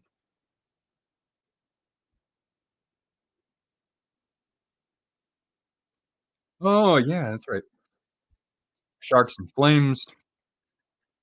I'm just killing time here. It's a very good game, of course, but I don't know if anybody else is really paying attention to this game. But hey, let me know otherwise.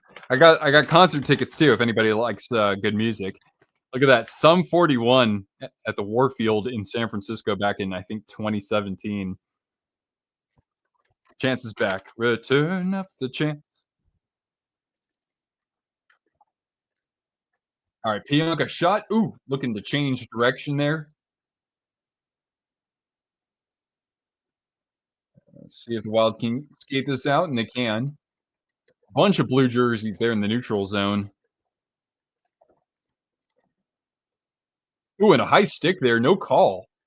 Somebody for the Wild went down, and Pionk heads up play is going to try to feather that ahead, but too strong. Now the Wild Rossi trying to get it down into the slot. There's Kaprizov and a bobbling puck, trying to fight off a couple defenders. A rebound, a save by Hellebuck.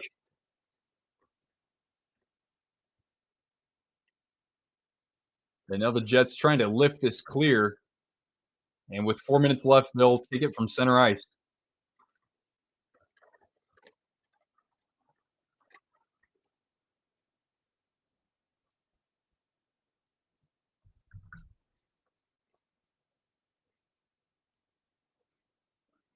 Yeah, I got a lot of concert tickets I could probably show off at intermission here.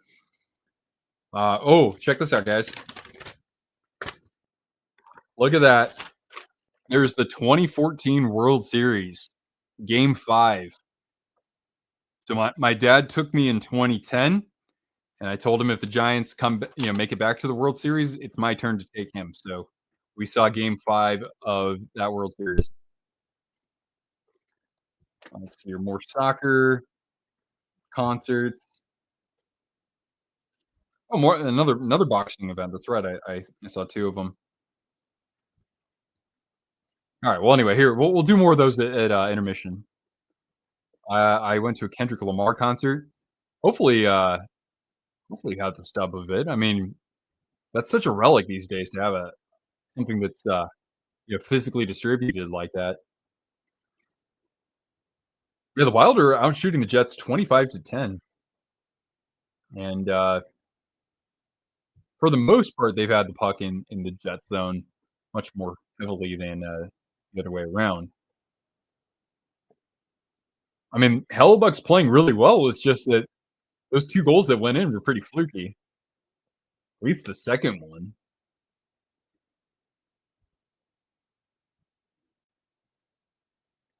And the Jets are offside here with 3:01 left. Favorite World Series and least favorite World Series. Okay, so because my favorite team won this World Series, it's 2010 Giants, because that was their first World Series as the San Francisco Giants, their first time winning the World Series. Least favorite that I actually watched, boy, maybe like 2005 when the White Sox beat the Astros. I don't know. That was really disappointing to me. I did not like the White Sox back then. How about the Red Sox over the Rockies 4-0? That was a snooze fest. 1991 is the best objectively. It's right up there. Oh, you lost to in overtime to the Jackets, but they've been playing better. Yes, baby steps.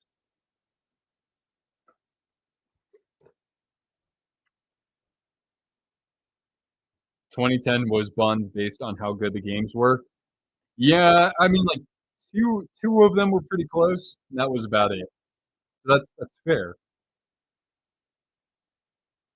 But everybody was like, "Oh, Cliff Lee.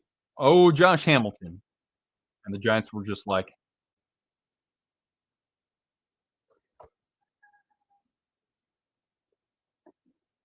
"Mrs. Kitty, Mrs. Kitty. Oh, there's a big kitty here. Oh, there's a big kitty here. Ah, got this big kitty here."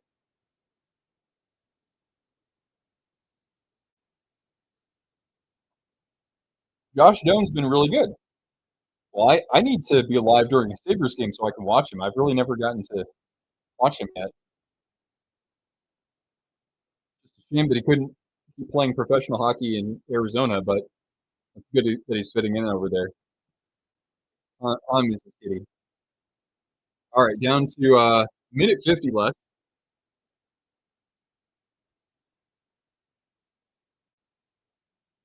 He's actually crying right now too, a little bit.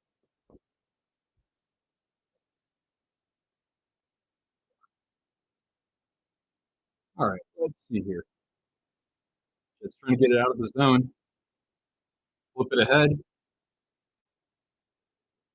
And who's 55 for the Wild? One of their young defensemen. Do the Blues. Okay, Blues and Sabres. We'll have to do that. And the Wild want one more before the end of the period. Hellbuck's going to cover it up though. Man, you are heavy. Ah, watch the beard.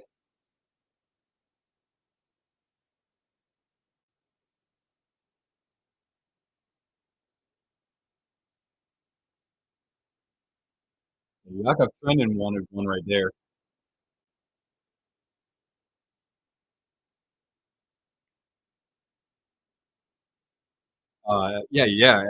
Edmonton versus Utah today. I hope the Oilers don't take us lightly.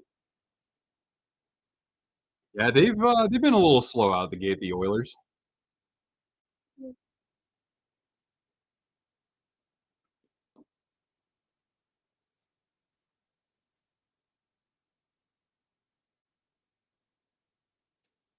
Oilers and Mammoth are on the way, or underway. Why are the Mammoths so cracked at home? Yeah, I know, right? Like my team gave up 6 goals against them. Oh, wait a second, my team gives up 6 goals against everybody. All right, final 50 seconds of the period. Scrum along the half boards. Now Kaprizov, he turns it over. Chance and maybe getting a piece with the glove was Gustafsson, and that goes out of play. Here we go. Oh, just kidding you. Here you go, girl. I'll let you down. Whoop. Any team that I've felt over the years hasn't deserved to have played or won the Stanley Cup. Oh God. Oh geez.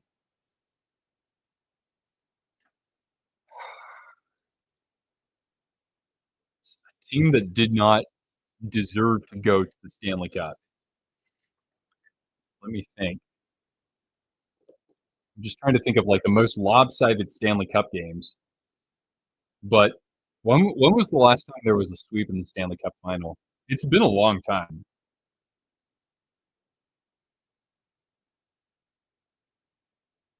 I mean, I can't remember, man. I mean, I remember in 2002, did the Red Wings sweep the Hurricanes that year? I can't remember. Maybe the Hurricanes back then? How about the Oilers in 2006 because one of their players was not penalized or suspended for elbowing a player at center ice? That's one that definitely I was salty about for many years. Do I think the Jets can win? I think the Wild are the hungrier team, and the Wild are at home. However, I said that the Jets would win this game.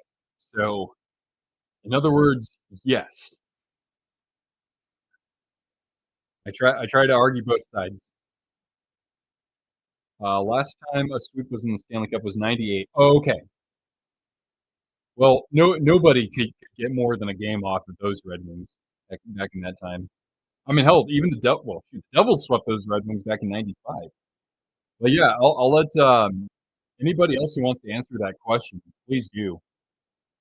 The nickname for the XL was the X. That's right. Now it's the what do you call it now? The jackpot. The Senators got cooked in 2007. That's true. It wasn't a sweep, but they you could tell that they were absolutely no match when that series started. But I mean, the thing was is that I always thought those Senators should have won a Stanley Cup. They had too much firepower. What are people calling the Grand Casino Arena? The Hurricanes also ran Ole the goalie in game 2. Ole the goalie. But he maybe I'm not understanding something. He only played for, Washington, though, and, like, briefly with Tampa, right? But I might be wrong.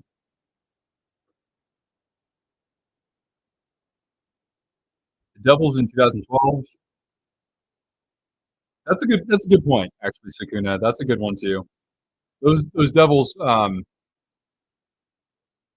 they weren't by any means a world beater. Compare them to a team like the 2010 Flyers. The Flyers went down in that series early, but they made it a series against the Blackhawks, and that was a team that barely got into not barely got into the Stanley Cup final, but they had to pull off a reverse sweep to make it happen. All right, we're gonna get one more face off. By the way, the Wild are concluding this period on a power play, but just one more face off here to close things out. Excuse me.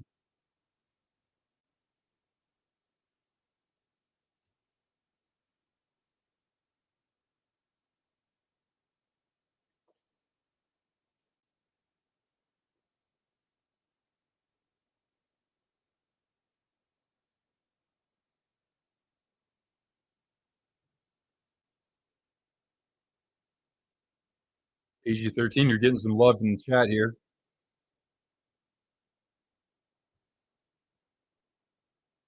All right, so Wild are able to tie things up. A couple of goofy goals, but we'll take them however they can come. So we got a tie game heading into the third period. John Hines is not happy though.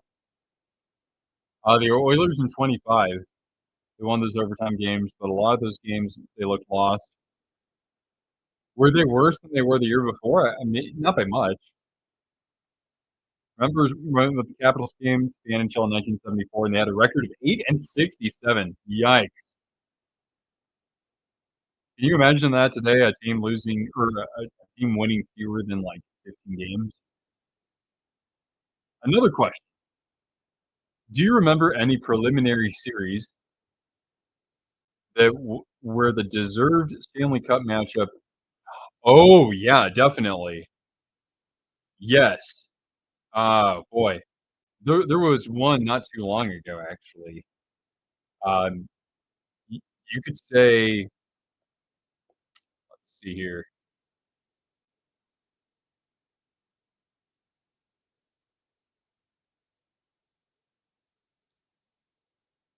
How about when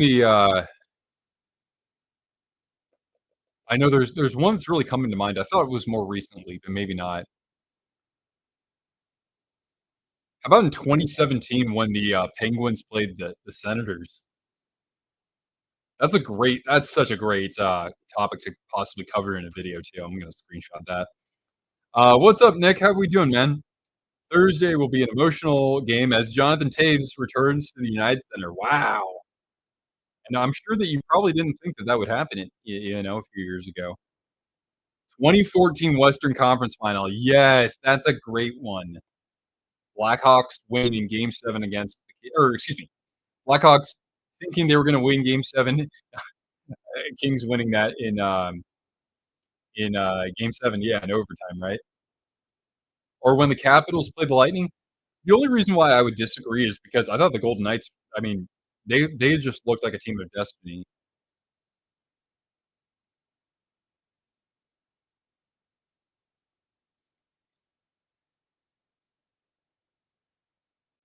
Taves isn't returning to the United Center. That game will be in Winnipeg. Oh, wait.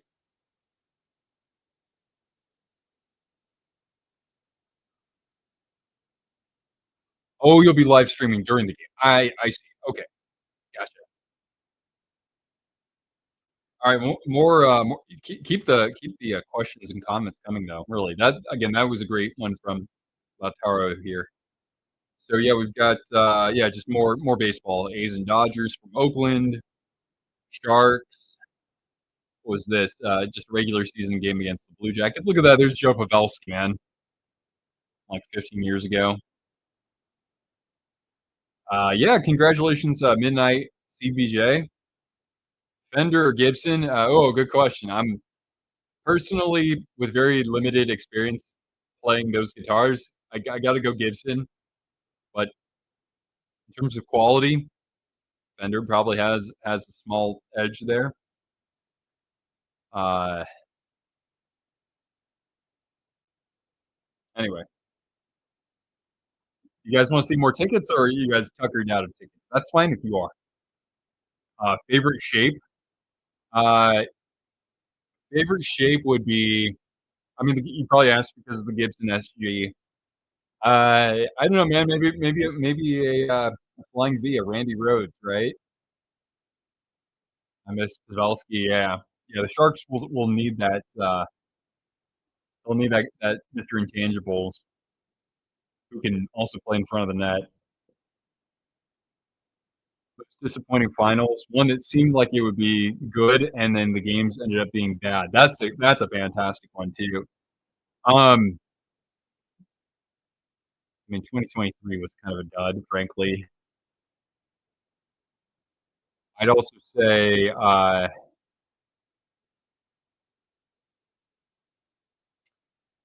2016.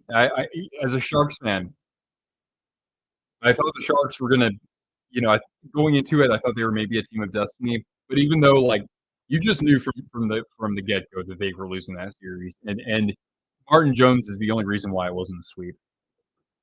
I thought 2016 was going to be a classic. Yeah, there you go. But yeah, because the Blues, a lot of people thought the Blues were going to come out of the Western Conference. You even, yeah, PG-13 even put in the '90s cohorn, which is dope.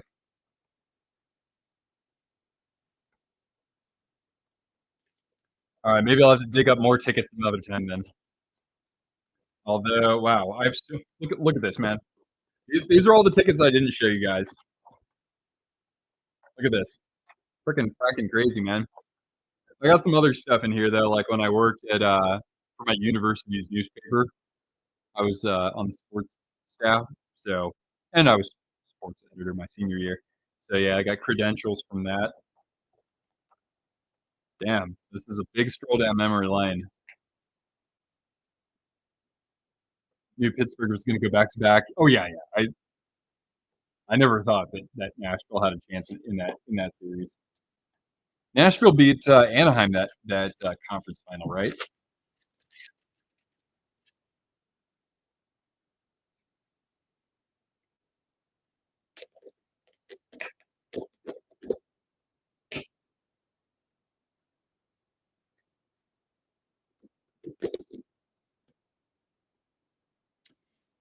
By the way, this is just a random thought that I had, but if we have 3 people here who could join our All-Star membership, which is just a $3 commitment for the month, if we can get 3 new members here on this stream, then I will do a members live stream this weekend during well, we can talk about which game, but I will do a members live stream this weekend if we can have 3 people join our membership. Because we do occasionally have member live streams, and occasionally I'll make member live videos as well. But we have some people who've been part of that for 3 years now, so it's a great way to meet some of the cream of the crop of the Twisted Wrister community. An alternate jersey from a franchise could or should be permanently the main jersey. Some people would say that for the Wild because I mean it's not this jersey; it's a great jersey, but some people would say that the Wild need to keep the North Stars alternate, right, with the green and yellow. That should be their full-time jersey. Let's see here. What's another good example? Columbus Blue Jackets and the Cannon. Absolutely. 2019 was a great finals. I enjoyed that one. Absolutely. Even though my team lost in the conference final, I was so happy for the Blues. Quality of games.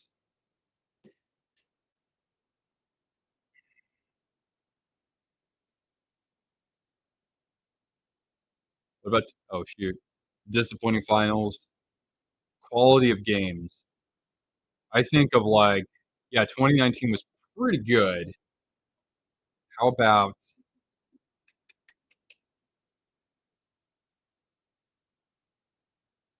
what about 2013? I know that the end of it was super close between the Blackhawks and Bruins. That'd be up there. Um, maybe 2003, maybe. Man, I got really warm. Hold on a second, guys. I gotta lose a layer here. One sec.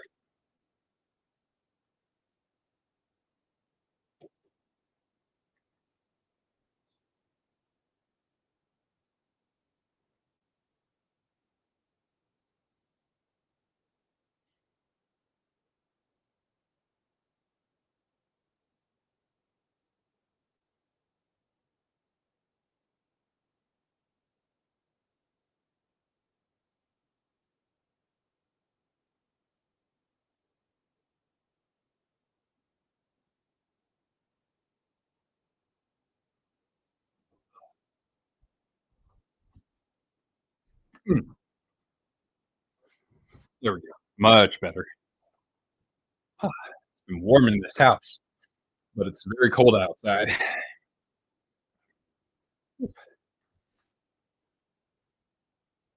Remember the controversy? I hated that. I mean, right, it was a bad call. The intent of it was right. Like the guy was bleeding on the ice, hit his head on the ice, but what's cold to me? I mean, for it to be below 40 in October is pretty cold. Is it Minnesota cold? No. But we'll have some days where it doesn't get above, like, we'll have some days where it doesn't get above 20 Fahrenheit, yeah.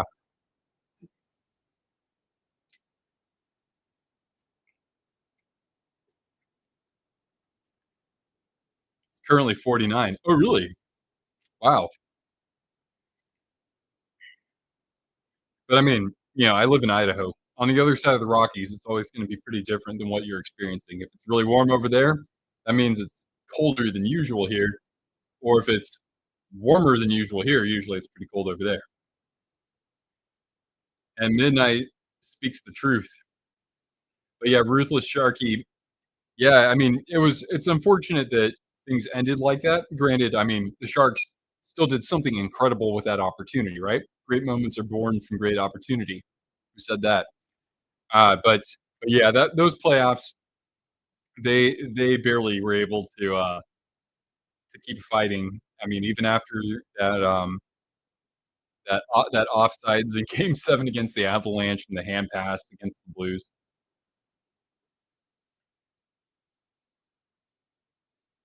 Oh, this is a great I mean, and man, you are coming with the amazing questions.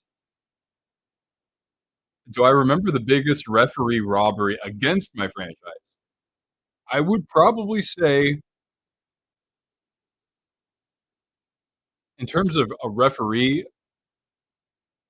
for against the Sharks, maybe the no call against Raffi Torres in 2006, because he elbows Milan Mahalik in the head at center ice. There's no penalty, there's no suspension,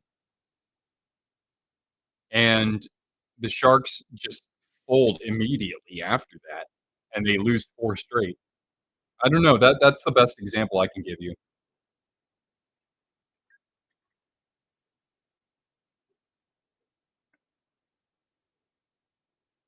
By the way, pineapple juice. That's what it's all about right here, pineapple juice. Kudos to Ryan Clough, he fought George Peros. Really? Did he really? I remember when, Douglas Murray fought George Peros because they used to fight each other in hockey or in, college hockey, excuse me. But, that was a pretty good tilt. George Peros was was a true enforcer. Here,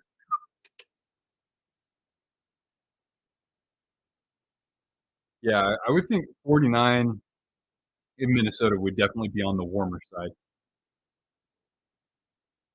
Give me tips for a future video? Yes, sir, please do.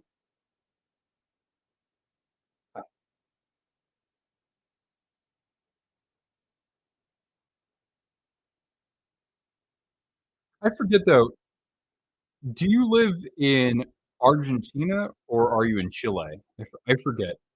I know that we've had a viewer from Chile before, but I can't quite remember. Skate in the Crease. The Galarraga perfect game. Yeah, yeah. 1999, Skate in the Crease against the Bruin. Oh, I think you're talking about the 1999 Stanley Cup, right? We got Robbie hanging out. Oh, you're Argentinian. Okay, cool. Cortana, enjoy that World Cup victory. Here you go. Say hi to Robbie.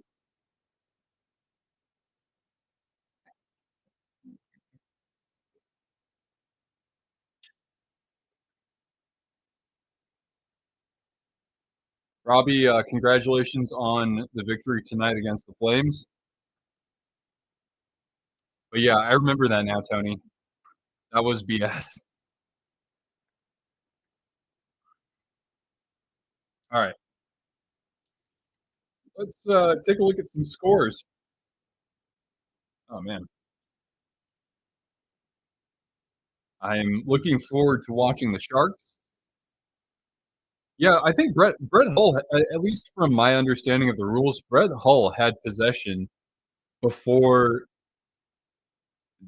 before it would have actually been a penalty. I don't really know how to describe it. A couple years removed from studying it, but that was a good goal from what I recall. Ducks won. All right, keep at it, man. I'm excited to see you guys starting off the season well. I hope we can do it again next year. Oh shoot, the World Cup is next year. Oh, that's right. I'm thinking about the Winter Olympics personally.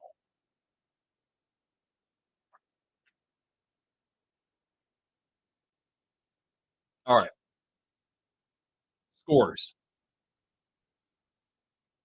Ducks in a shootout over the Panthers 3-2. Here, let's look at the games that are already final. Bruins top the Islanders despite being outshot 35-22. Cortana, you're having a rough time? Oh, hey guys, can we send our best to Robbie in the chat here? I am so sorry to hear about that. We'll keep you in our thoughts though, man. I'm sorry to hear about that. You are most welcome here anytime, man. We also had the Blue Jackets triumph 4-3 over the Sabres. So the Blue Jackets able to stay with the pack in the Metro. The Metro's actually been a pretty good division to start the year. Golden Knights, man, they storm in the third period for I think 4 goals, and they sweep the season series against the Hurricanes. And man, the Hurricanes had Vegas's number for a while, and yeah, not this year though. Maple Leafs prevail at the end of regulation there, with about 2 minutes left. Max Domi with the winning goal. The Flyers, they beat a team that's been pretty surprising this year, the Penguins. But I gotta say, the Flyers have been over. And I don't want to say overachieving, but they've been surpassing a lot of people's expectations so far. So they take a 3-2 victory there in a shootout. Penguins still get a point though, of course. Mammoth early on leading the Oilers 1-0. Logan Cooley, everybody, who was one of the stars of this past week. I think he was the second star of the week. His 8th of the year, and that top line is absolutely on fire. Unbelievable, man. Avalanche with an early 2-0 lead over the Devils. Goals by Bardakov, who I don't even know, and Martin Necas, in his first full year with Colorado, is looking terrific. And I can't remember. He's up for extension, isn't he? Isn't he? Excuse me. Blackhawks on top of the Senators by a score 4-2.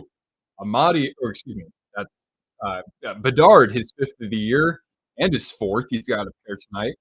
Crevier, I have no idea who he is, and Colton Dock score for Chicago.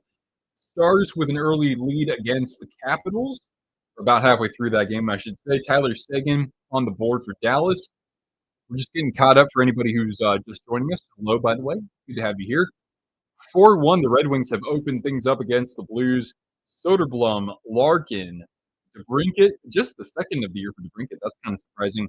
And even Ben Sherrod getting involved on the score sheet tonight. We've got our game here that's about to start, the third period.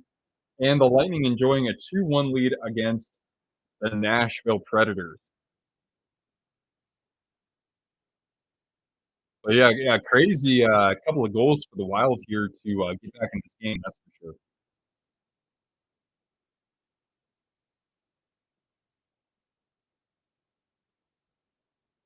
Oh, man. Pineapple juice, so good. I might need another one, guys. It's so refreshing. The Pavelski hit by Eakin had fans fuming. It wasn't so much about Eakin. He had that cross check. It was more like Stastny running into him, and I don't even think he meant to do anything malicious. It was just physical play. I didn't see anything like actually. If you want to give a minor, maybe, but yeah, that was a horrific incident. That kind of changed the Sharks because they ended up moving on from Pavelski. And even Hasso Plattner said earlier this year that that was a big regret for them. If you haven't, Ruthless Sharky, if you haven't already, uh, read the Hasso Plattner interview. It was very entertaining, I gotta say, and I appreciate that kind of transparency from an owner who's not very, you know, front and center with the Sharks. But I'm happy that he was able to, voice his opinions there. Oilers are wearing their oil country jerseys tonight. I don't love them, but I like that they're different than a typical Edmonton jersey. So overall, that gets a thumbs up from me. And while dumping this in, by the way, we've been 4-4 for a little bit, and the Jets will have some brief power play time. I want to say, but we have a whistle here. Oh man,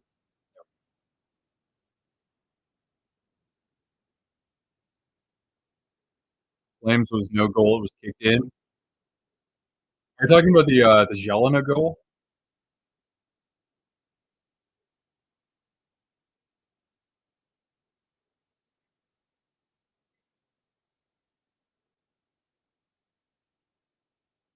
Cooley's on the heater. Yeah, him and of course Nick Schmaltz too.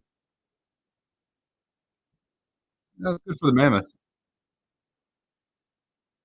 Mammoth has been a fun team to watch. Yeah, I mean, they might be at least a top 10 offense this year, and they shouldn't be 10. Actually, my Sharks right now are like they're right in the middle of the pack. They just can't defend for anything. Will I go to any World Cup games? That's a good question. I started now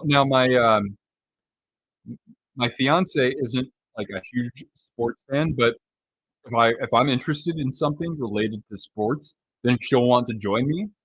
So I kind of floated the idea to her. I said, "Hey, what would you think? I mean, we might not ever have this good of a chance to see a World Cup game.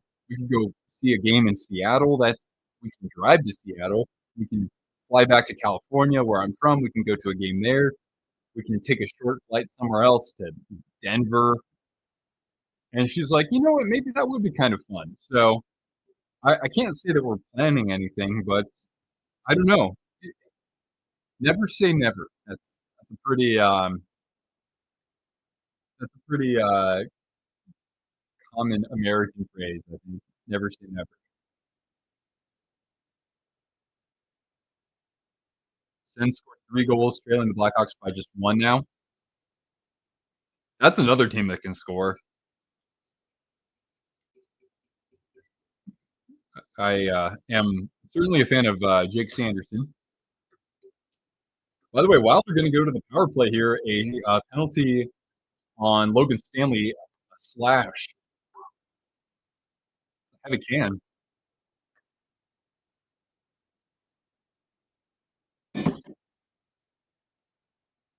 Yeah, but I can tell you that maybe facing a whole unique opportunity, or facing a unique opportunity to see Messi, of course, who is a demigod.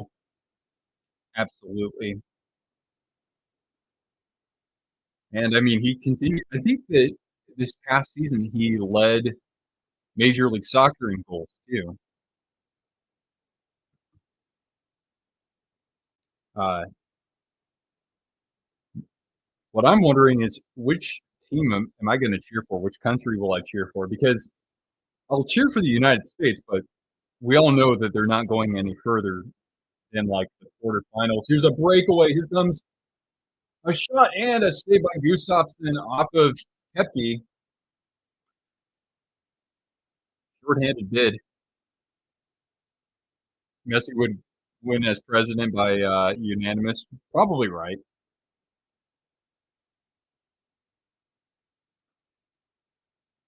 Yeah. I mean, I kind of have some support for Denmark because I stayed in Denmark for a few months, but Denmark's not a powerhouse. For a small country, they're pretty good, but that's about it.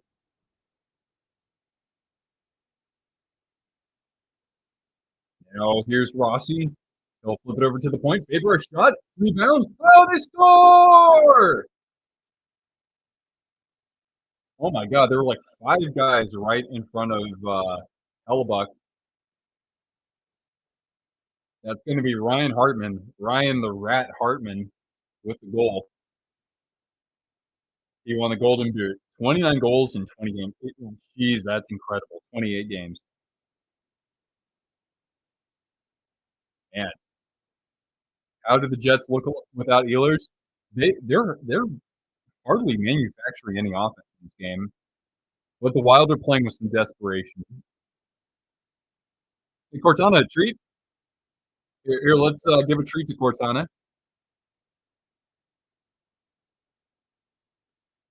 Oh, here, I got one for you here, honey. Treat, treat, gold treat. Come here.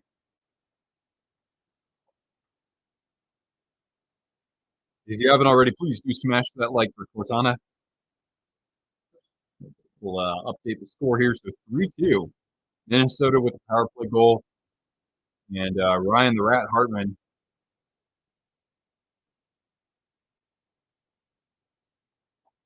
I don't know what to expect from the Predators. I guess their motto for this season is it can't be that much worse than last year. Or it can't be any worse than last year. Let's see how the Jets respond here. They've got this at the point. Morrissey, a shot. Doesn't quite get on net, and now off the outside of the net from Kyle Connor. Molino, and that puck ramps off his stick. Wild barely able to get this clear. And Yurov trying to advance this further. The Wild can still change up. Nothing lamer than being a Chelsea fan. Because you were dating a girl named Chelsea. Ah, that's funny. I'm sure you're not the only one, though.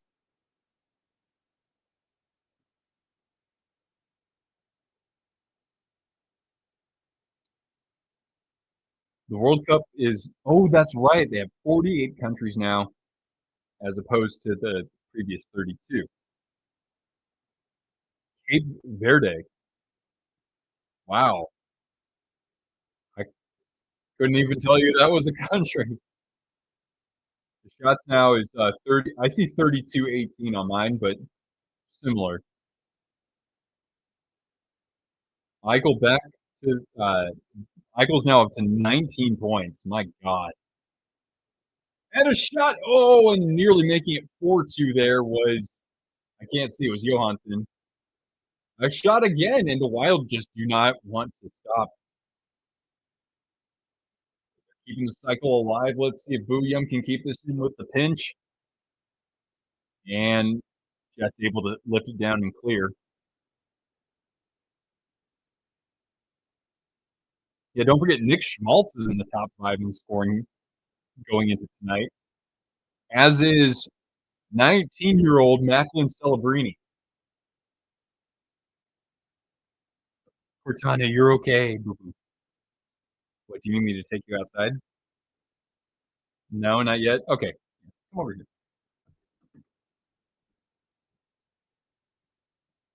All right, here, Cortana.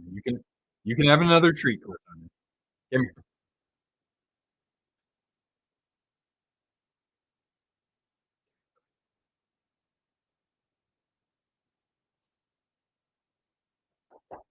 What a good girl. And we're gonna get an icing to the Wild here. Just FYI.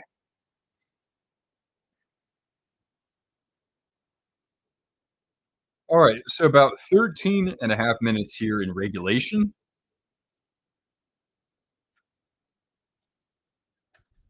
You gotta be enjoying this response if you're a Wild fan, though, after the last couple of games. Marcus Foligno returning to the lineup is a nice move for sure. What breed is Cortana? She is a mix of various sorts. I'll put that in the chat here.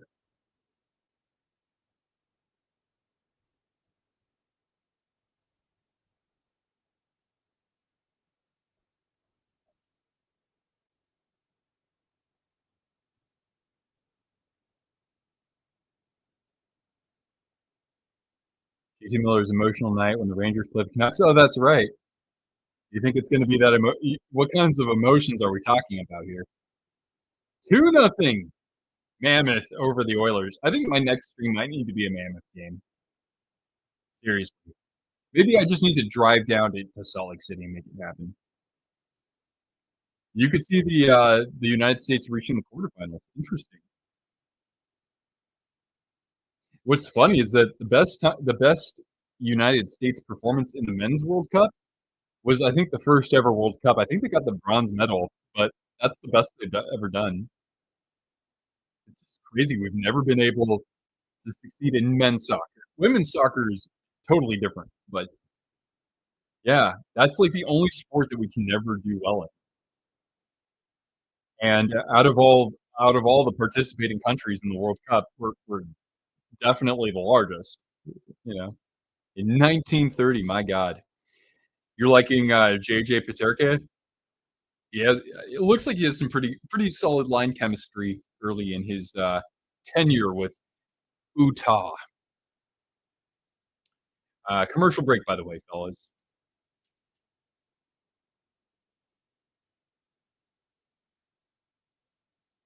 Mhm. By the way, what was our poll at? I've had my StreamYard open for this, but I haven't had YouTube open. 2/3 of you said the Jets would win this game, and hey, I was in that club too. We had one fella chime in, I think for like betting advice, and I'm like, well, the Wild look like they're the team that's playing with some purpose right now. But I mean, the Jets, I said the Jets were going to win this game, so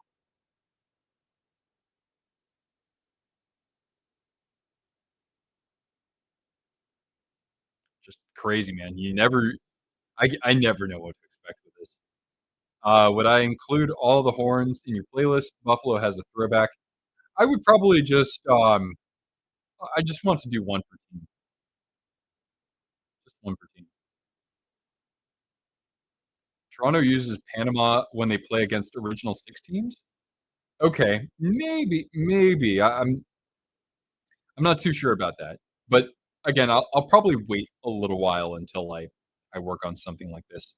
Uh, do you have on your channel? Do you have like a your email address or like a Twitter or like an X or an Instagram or something?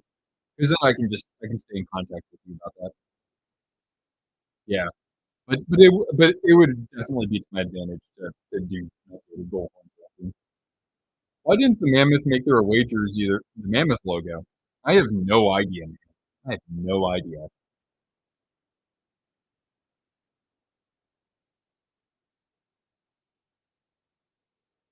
It is disappointing though. I mean, the only team that's not allowed to not have a logo on their away jersey is the Rangers. The Rangers get the exception. They don't have a mascot. They don't have a logo on their jersey. The shed off the wall. All right. Woo! Yay! Yay! No Dodgers.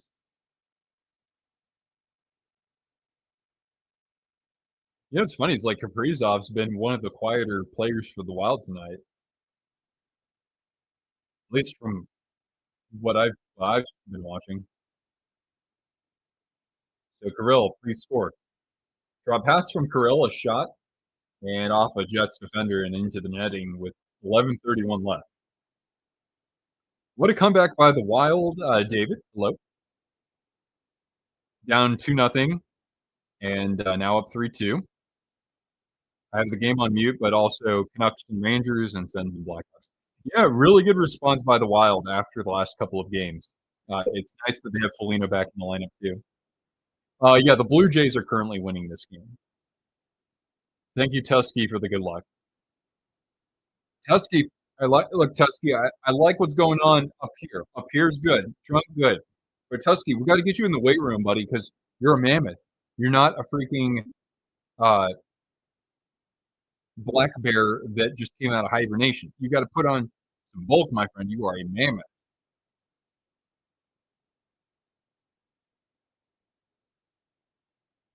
Okay, cool. Thank you, PG-13 Hockey Man. You had a dog who's a pure breed Walker Hound named Nova.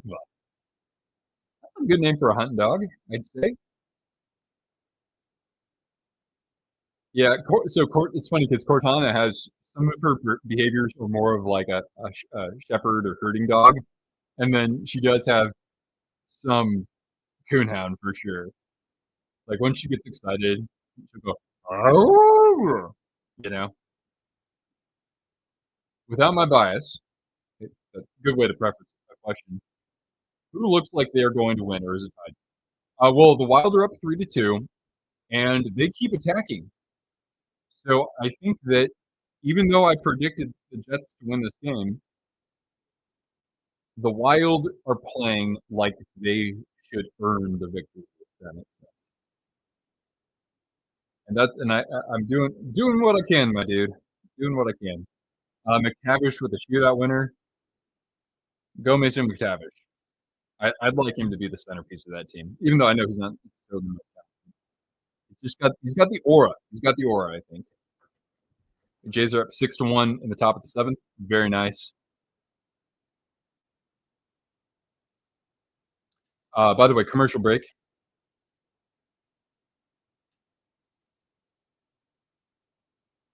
Go Duckies, quack quack.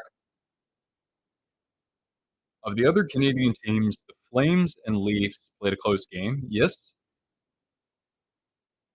Habs and Kraken is scheduled to get underway. And who knows, that could be a fun matchup. The Kraken, what is with the Kraken, man? When I think they're not going to be good, they're actually kind of good. And when I think they're going to be bad, or when I think they're going to be good, they're pretty bad. They're playing games with my heart. Berkeley Catton, please score a goal. I would love to see Berkeley Catton on the board. Spokane Chiefs legend. Berkeley Catton has 2 assists in his first 4 games. With the Sharks playing the Kings tonight, what do I expect? Well, I don't want to say this, but would I be surprised if the Sharks took a step back after the road trip? I would not be surprised. I think Askarov is going to start tonight. That makes me happy. You know, I think he's earned it. I don't know how the Kings have been playing recently. I think they've been fine, and the Sharks can match up decently against them. Let's say the Sharks fall, but in overtime. Let's say that the Kings take it 4-3. What happened to the Sabres? They started so bad, now they're doing better. We had a couple of Sabres fans here recently, or earlier tonight. I haven't been watching the Sabres, so I can't say. But you're correct. They couldn't score a goal, and now they're scoring goals at a decent clip at least. The Ducks. Wow, you're watching that much, huh? It's almost like a holiday, isn't it? I don't know. Decide which Kings will show up.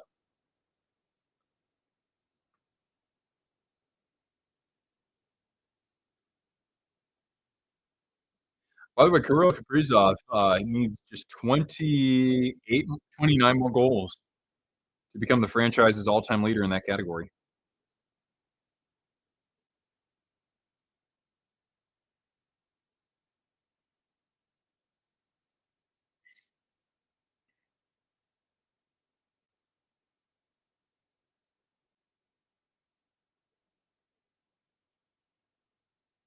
Your grandmother's dog is with you right now. Our dog's the best. For friends of any kind, they're the best, but especially because like you can communicate with them very well. All right, wild cycling here. Kaprizov out there behind the net, or no, that's Tarasenko. Excuse me. I thought the one was a 7. 1-7.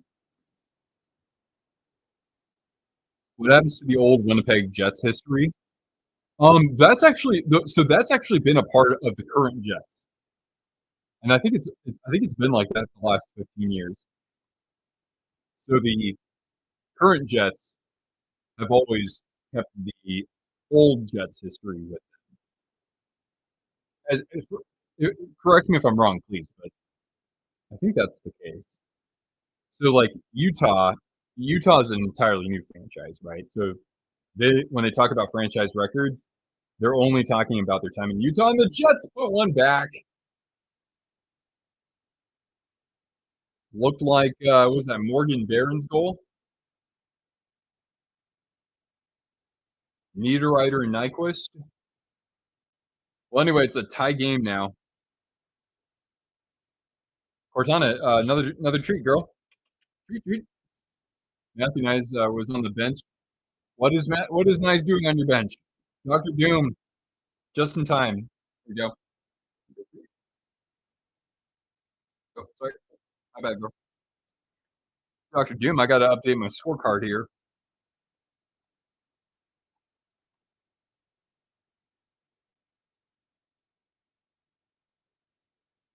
That game. Here I've been praising the Wild, and the Jets are just like, okay, let's just wait until people least expect it, and then we'll score.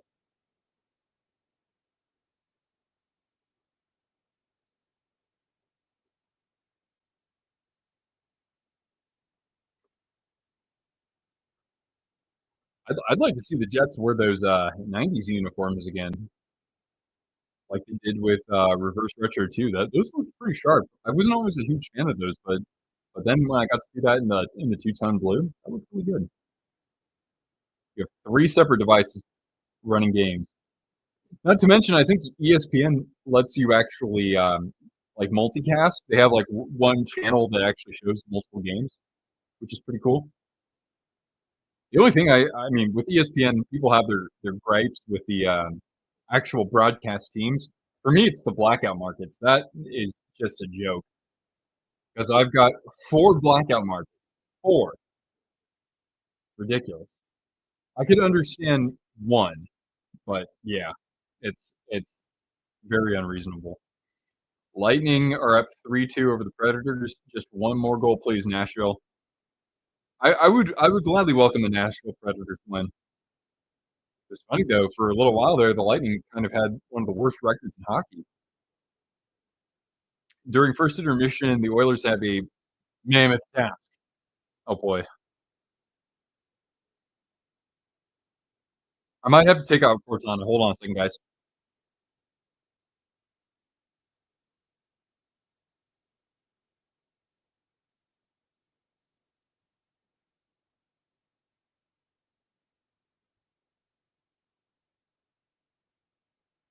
Yeah, hold on one second, guys. I'll be right back.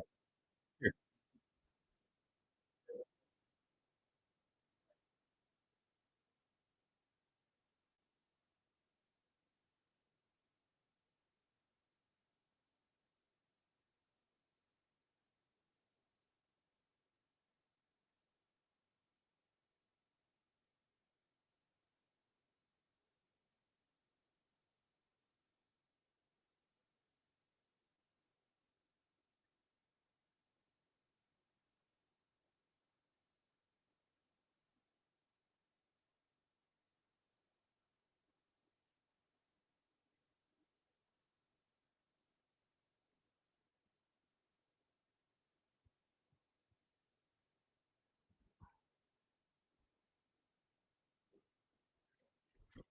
All right, here we are.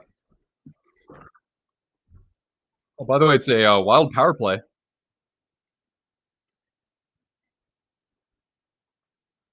All right, so the Wild have this behind the net. Slapped out though by the Jets. Put a decent amount of money on the Wild games this season that have been losing. That's why. That's why you bet on the Jets. Last season, the Wild were so good. Well, I don't think they started out all that good though, and then they kind of caught fire about a third into the season. But maybe I'm wrong. Remember this logo? Oh no, the mustard cat. Some people actually liked those, but those were so ugly to me that I never wanted one. It's not so much the logo; it's the rest of the jersey. Here's a shot from the point, and Hellbuck didn't see it at first. It's still alive. It gets funneled back to the point. Virgin over for Kaprizov. And Kirill and Nemestikov able to move this dangerous pass, though. He was trying to go behind the boards, or behind the goal, excuse me. And the Jets clear it down. 35 seconds left on the power play. I thought the color was vomit. I mean, kind of looked like it, right? The Dijon disasters. I saw a lot of those jerseys because I remember the Predators facing the Sharks in the 2006 and '07 playoffs. All right, Minnesota, let's see what they can do here in the last couple seconds. Well, the Jets might move it up ice. And chipped ahead, Gustafsson is going to cautiously play this over to Rossi, and it looks like the Jets have killed off this penalty with 5:20 left. Johansson now loses it, and Big Logan Stanley able to chip it out of the zone. I missed the Utah Hockey Club name. Really? Yes, Armageddon Death. Infinitely better. Niederreiter now as the Jets get some speed into the zone here. Nyquist drop pass, a shot immediately deflected off of somebody. Man, the Wild look really good in these uniforms. I like them.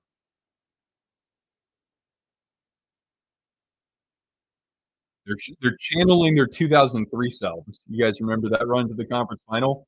Kinda hard to forget because the Wild have never gotten past that round or haven't even gotten to that round since then. That was a hell of a run they went on, though. I remember watching that, in high school. High school? High school. Mammoth seems mid. Oh, for a name? Really? Did you like, Yeti more? I personally was hoping for Mammoth. I just think that that's a cool actual mascot. Not because it's prehistoric, but it's just it's something that we haven't seen used in other professional sports except for, like, lacrosse. It's not like colleges are college teams are called the Mammoth. Kaprizov a shot past Hellebuck's glove.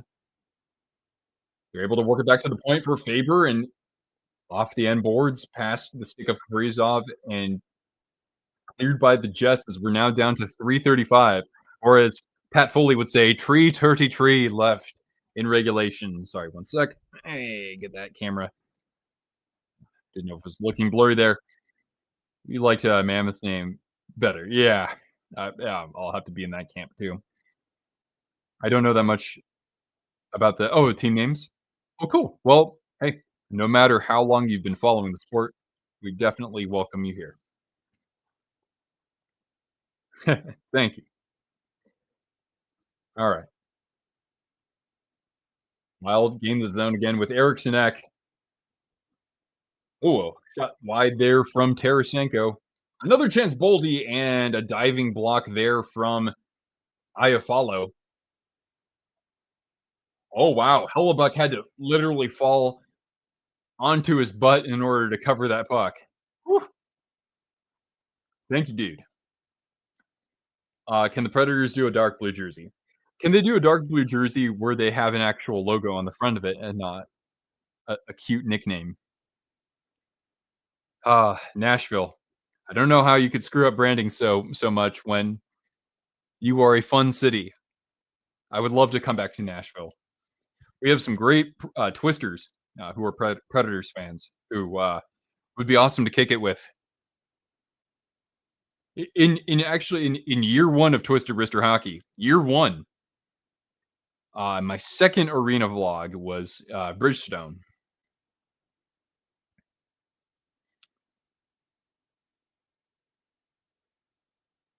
Yeah, I mean, shoot, when you can score goals the way the Mammoth do, I think Vejmelka's a competent goaltender. I wouldn't say that he's a star, but I wouldn't say that he's a pushover by any means. I didn't get the Smashville jersey; it wasn't your style. I know, right?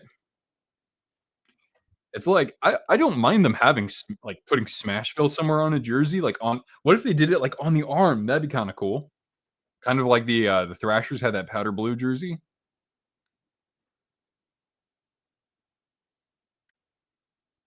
What I am requesting though for the NHL is please do not do a City Connect.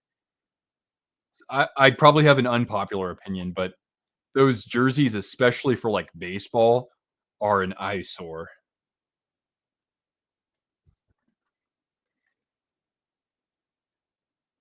The Kings and Sharks is the late game. Yep. What's up, Micro? How we doing? We've got 11 Eastern start time. Reverse Retro 3.0. See, I'm in favor of that, but like I don't think everybody should have to have a jersey though, because I understand that some teams don't have that much history to draw on. Then again, I mean, like, what other designs have we not seen, right? So maybe reverse retro isn't really the thing to do. Excuse me.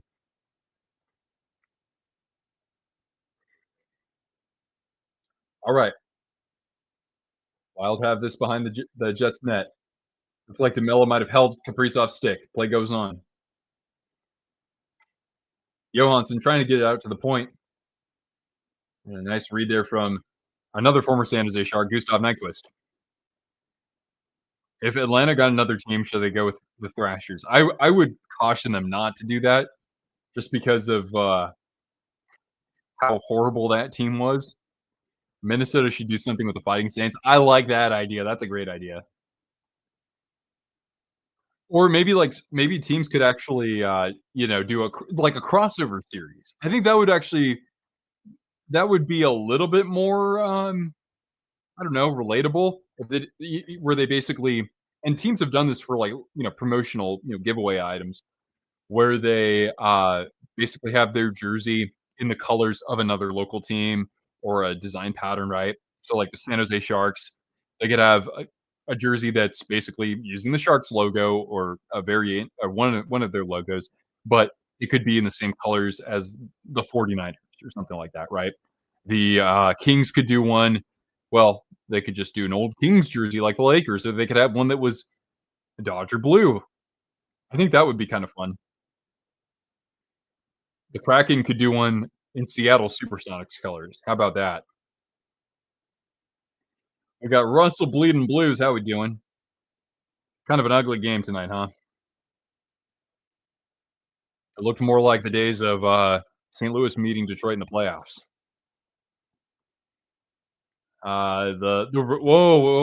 Whoa, warning, warning. The Rangers have a lead.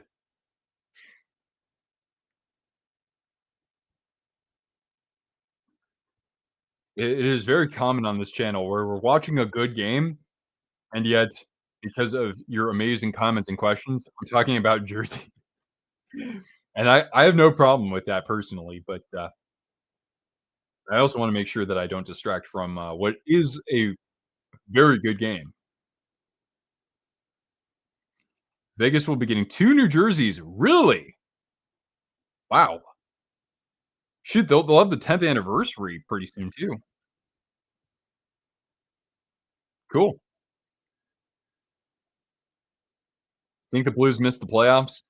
I think it's too early to say that they'll miss it, but I am disappointed at how the season has started for them because I figured that with Montgomery and I think just they're just a well-rounded team. I could not imagine them missing the playoffs, but Utah has surpassed my expectations. I figured that they'd be better this year, Utah, than last year, but so far they look like a wagon. And it's not like Colorado or Dallas or Winnipeg is gonna fall further in the standings, than the top 4 in that division. And Hellebuck, an easy glove save there off that shot from the point. We've got 42.6 seconds left. And thankfully, the Sharks game doesn't start for about another half hour. So I am good on time. And I hope that you are good on having a good time in this stream. Okay, not my smoothest remark there. But anyway, if you could please be so kind to leave a like. And if you want more streams like this and you're new here, hey, hitting that big red button down below is not a bad idea. I'm also working on some video content. We just dropped a Jersey related video a couple days ago. I'm actually working on something a little bit more historical. I'm really doing what I can to put out more historical videos. I think that's kind of what I do best. So I really hope to have something ready for you within the next week, I would say. Snuggerud is your favorite name for the Blues. I just feel like I'm saying it wrong every time I say it. But uh, I am definitely. I knew that this would work out for them, but not anywhere to the extent that it did. The Holloway and even Broberg offer sheets. Thomas is terrific.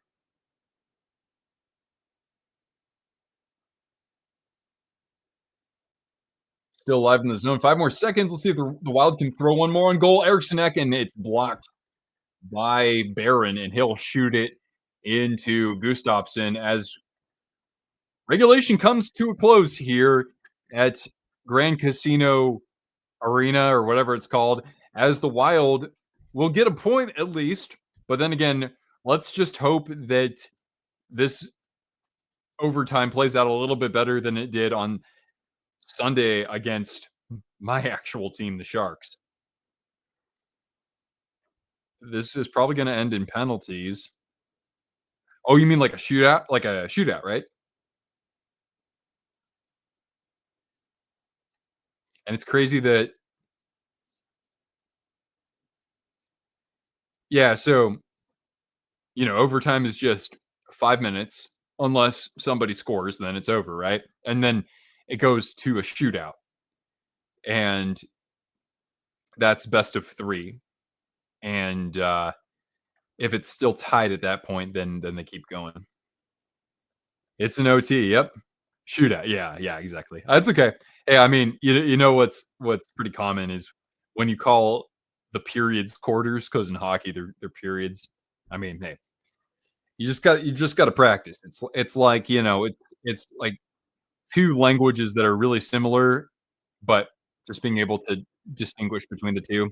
Like when you're learning Italian, when you grew up learning Spanish, you end up speaking Italian when you're supposed to speak Spanish, and vice versa.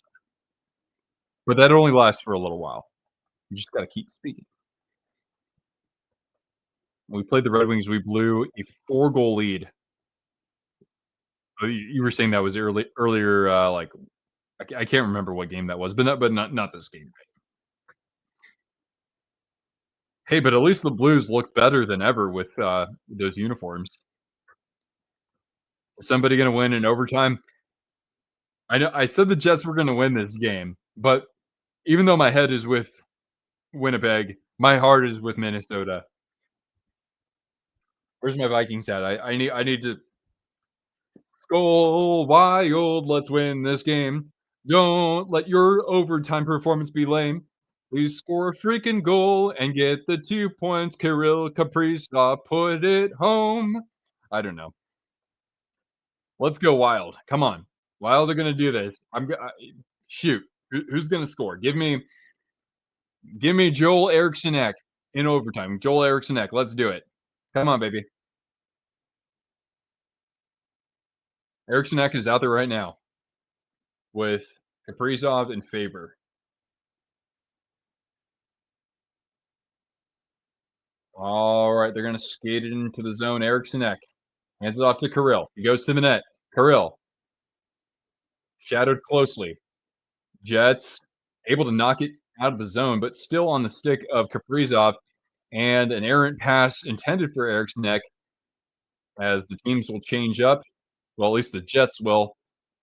And they'll take this into the zone. A drop pass for Connor. He's got a wide open chance. He scores. Kyle Connor game blouses.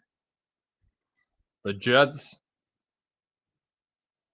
spoil the Wild's valiant effort here and triumph in overtime by a score of 4-3. Disappointing if you're a Wild fan, that's for sure. But you know what is not disappointing? Look at all these treats we get to give Cortana. Come on, Cortana. Come here, girl. Come here, girl. All right. I know some people have to go. Please do leave a like before you do, though. I would appreciate that. How disappointing, though. But if you need a good post game to follow, I would definitely encourage you to check out Judd's Hockey Show on Score North, SKOR North. That's Minnesota sports coverage with the sports dad, Judd Zolgad, and usually joined by producer Declan Goff, if not AJ. But yeah, I do enjoy Judd's Hockey Show for Wild coverage. 1 goal Devils are trailing the Avalanche. It's the 2001 final all over again. I know, Chance. I was hoping it would work, but it has been my pleasure hosting you this evening, and I hope that you're enjoying the rest of your Frozen Frenzy evening. Hopefully, we can reconvene soon for another stream, and stay tuned for hopefully more video content as well.